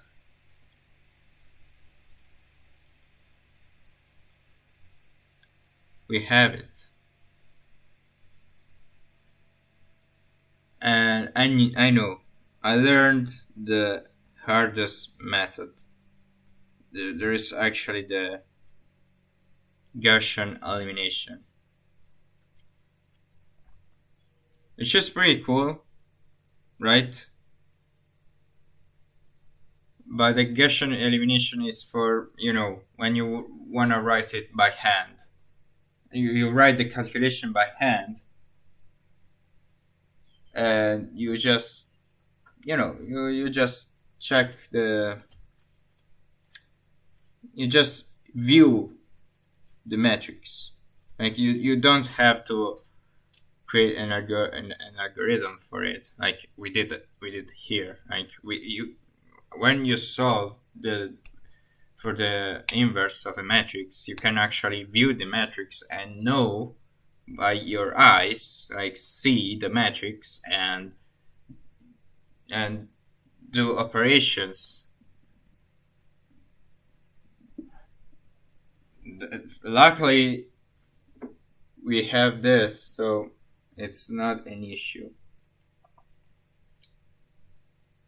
So in case I have to calculate the inverse of a matrix, I will definitely use the Gaussian elimination, and then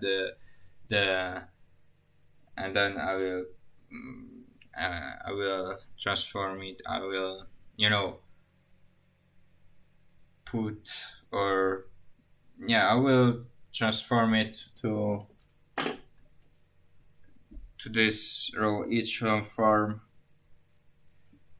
and then we will find the matrix. But at least we have the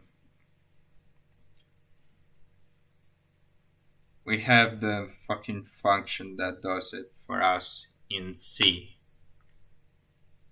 Yeah, we have it in C, and that's a good thing.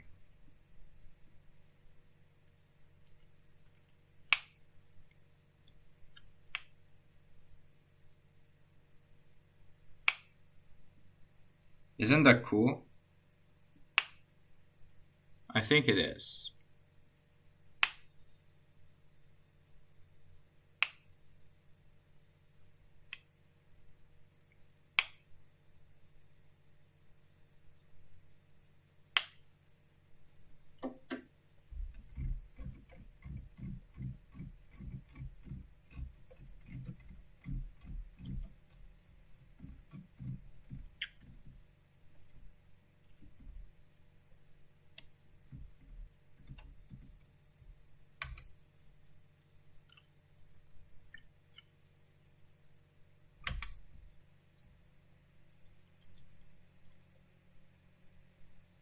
And we're already streaming for over 2 hours.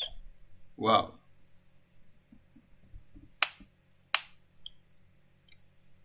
So we actually implemented several functions today. We implemented the inverse of a matrix, the educate, the the cofactor. We can also just implement this very easily, and then we have the minor. Like we have 1, 2, 3, 4, 5. We have 5 functions. We can just do this. Yeah, sure. Why not?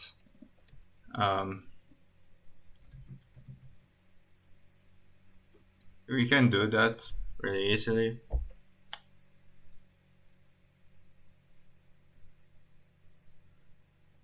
So we have the matrix type. Then we get the output, create matrix, and matrix dot rows, and matrix dot columns. Okay, we simply have to make a for loop, right? Or let's do a nested loop, because we also need to call a function that requires I and j.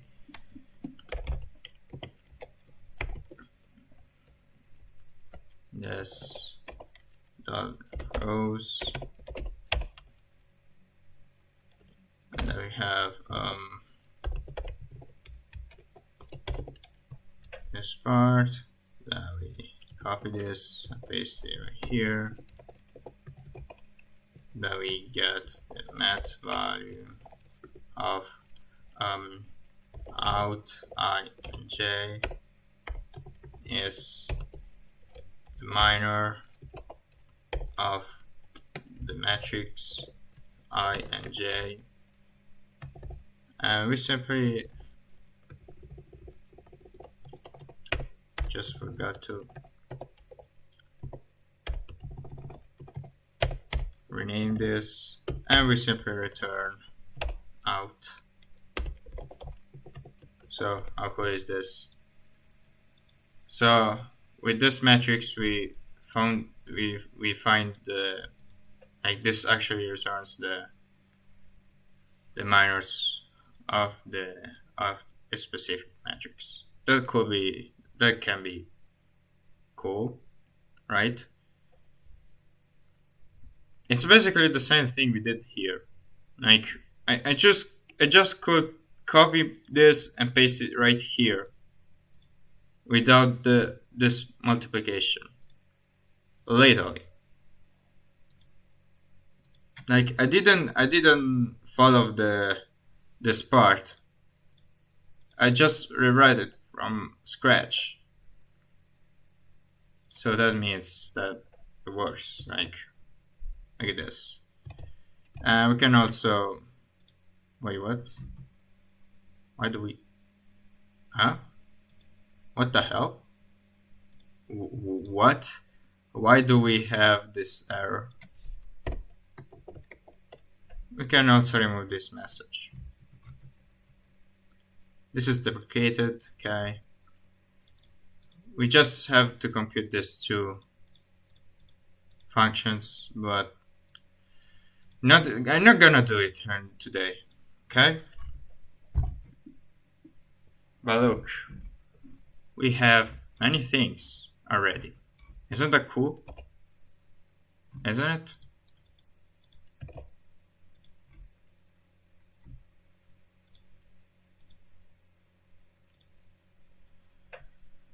Oh my gosh. Let me rest for a minute. I won't even mute myself. I'm just gonna sit here and think about what I just did. Oh my god.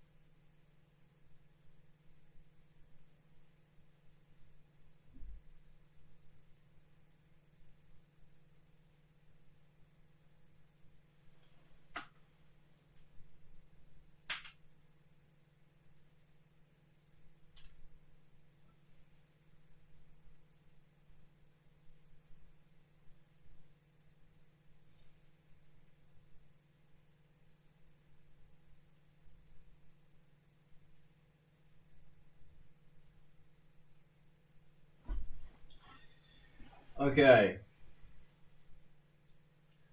Okay, alright. For now, we won't touch the code, I think. Because what I wanna do after this, I wanna end the stream in like, how much am I streaming? How long am I streaming? I mean, holy fuck. We're streaming for, okay, for, hold on, let me just check if it's still streaming. Okay, I am. Okay, I just wanna stream. I just wanna reach 3 hours because for now it's. Let me just check. Hold on. Yeah, it's a nice day outside, and I think it won't be for long. So, just wanna go outside for a bit. I hope that it will still be a nice day in 40 minutes. So right now I'm just gonna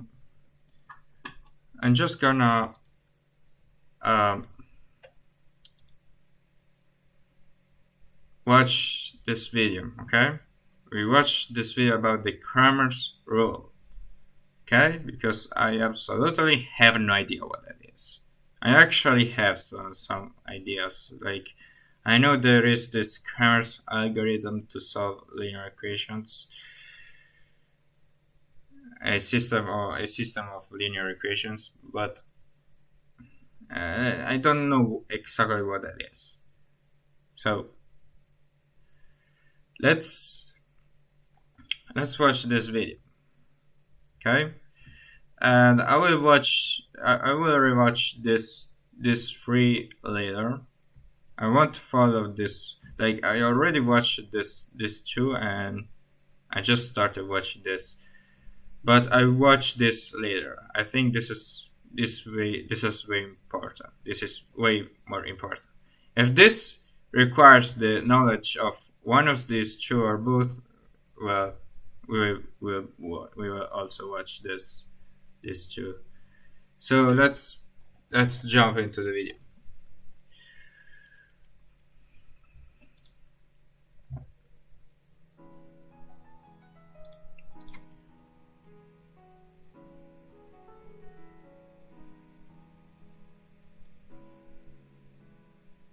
In a previous video, I've talked about linear systems of equations, and I sort of brushed aside the discussion of actually computing solutions to these systems. Wait, what? Wait.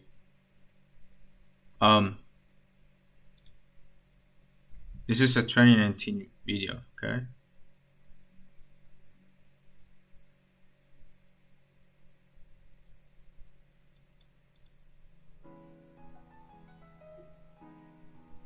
Wait. In the previous video, I've talked about linear systems of equations. Did he actually? Multiply the length of that projection by the area of the parallelogram.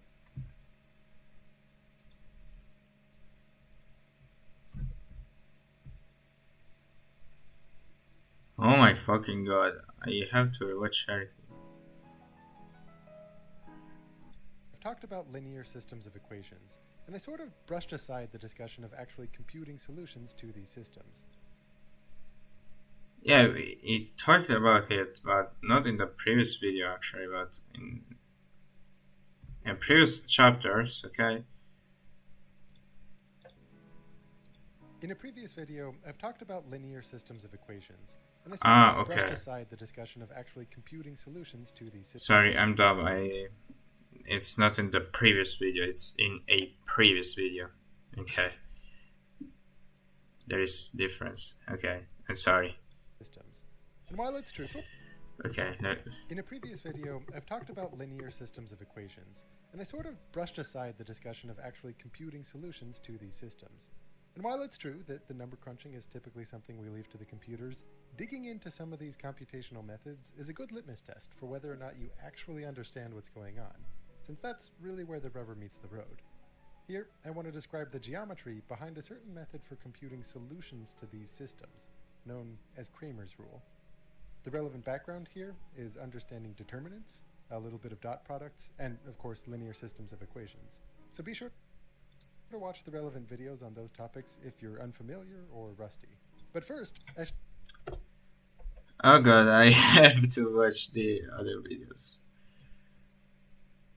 So let's go. Let's keep going. So I mean, so we know what a rank is in all space and so on. But let's rewatch the dot duality, okay?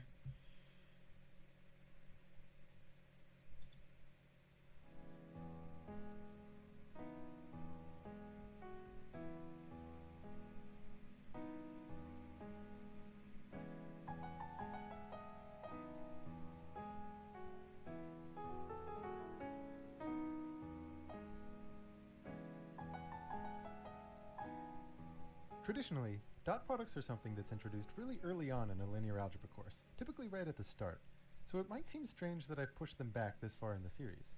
I did this because there's a standard way to introduce the topic, which requires nothing more than a basic understanding of vectors, but a fuller understanding of the role that dot products play in math can only really be found under the light of linear transformations. Before that, though, let me just briefly cover the standard way that dot products are introduced, which I'm assuming is at least partially review for a number of viewers. Numerically, if you have two vectors of the same dimension, two lists of numbers with the same lengths, taking their dot product means pairing up all of the coordinates, multiplying those pairs together, and adding the result. So the vector 1, 2 dotted with 3, 4 would be 1 times 3 plus 2 times 4. The vector 6, 2, 8, 3 dotted with 1, 8, 5, 3 would be 6 times 1 plus 2 times 8 plus 8 times 5 plus 3 times 3. Luckily, this computation has a really nice geometric interpretation. To think about the dot product between two vectors, v and w, imagine projecting w onto the line that passes through the origin and the tip of v. Multiplying the length of this projection by the length of v, you have the dot product v dot w.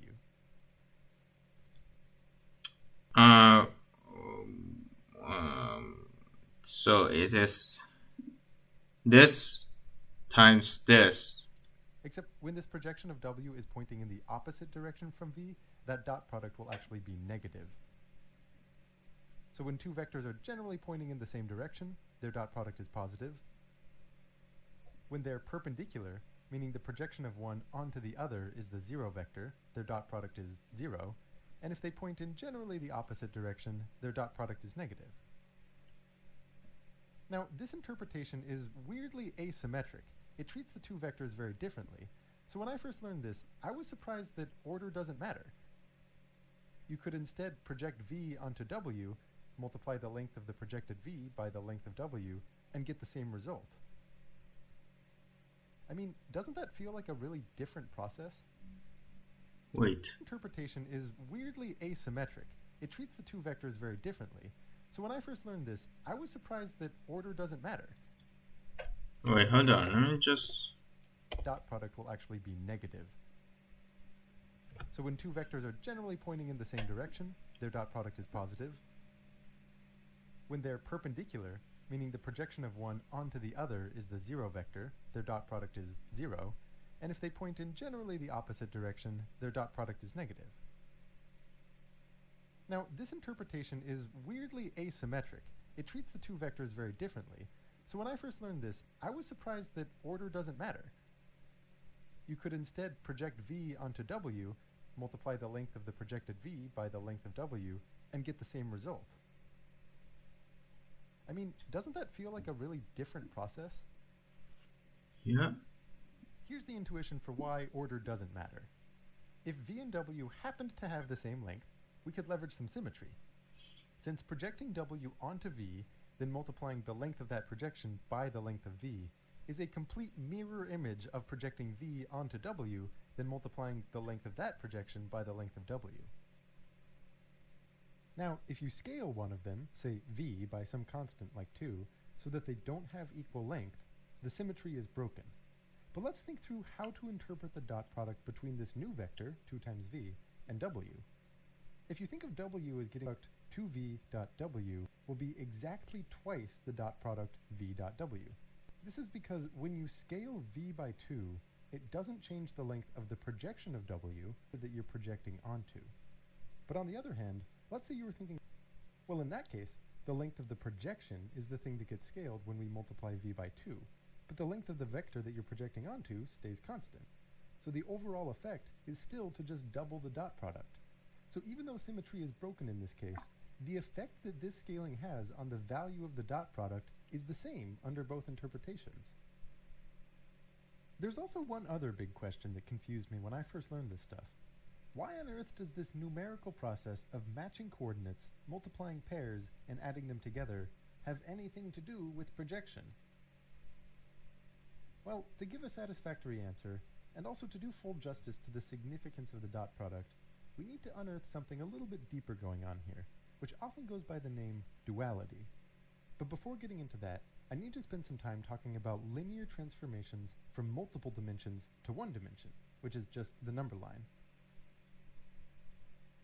These are functions that take in a 2D vector and spit out some number. But linear transformations are, of course, much more restricted than your run-of-the-mill function with a 2D input and a 1D output.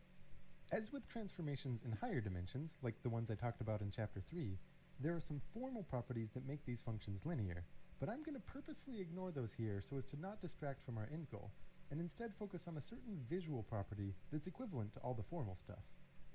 If you take a line of evenly spaced dots and apply a transformation, a linear transformation will keep those dots evenly spaced once they land in the output space, which is the number line.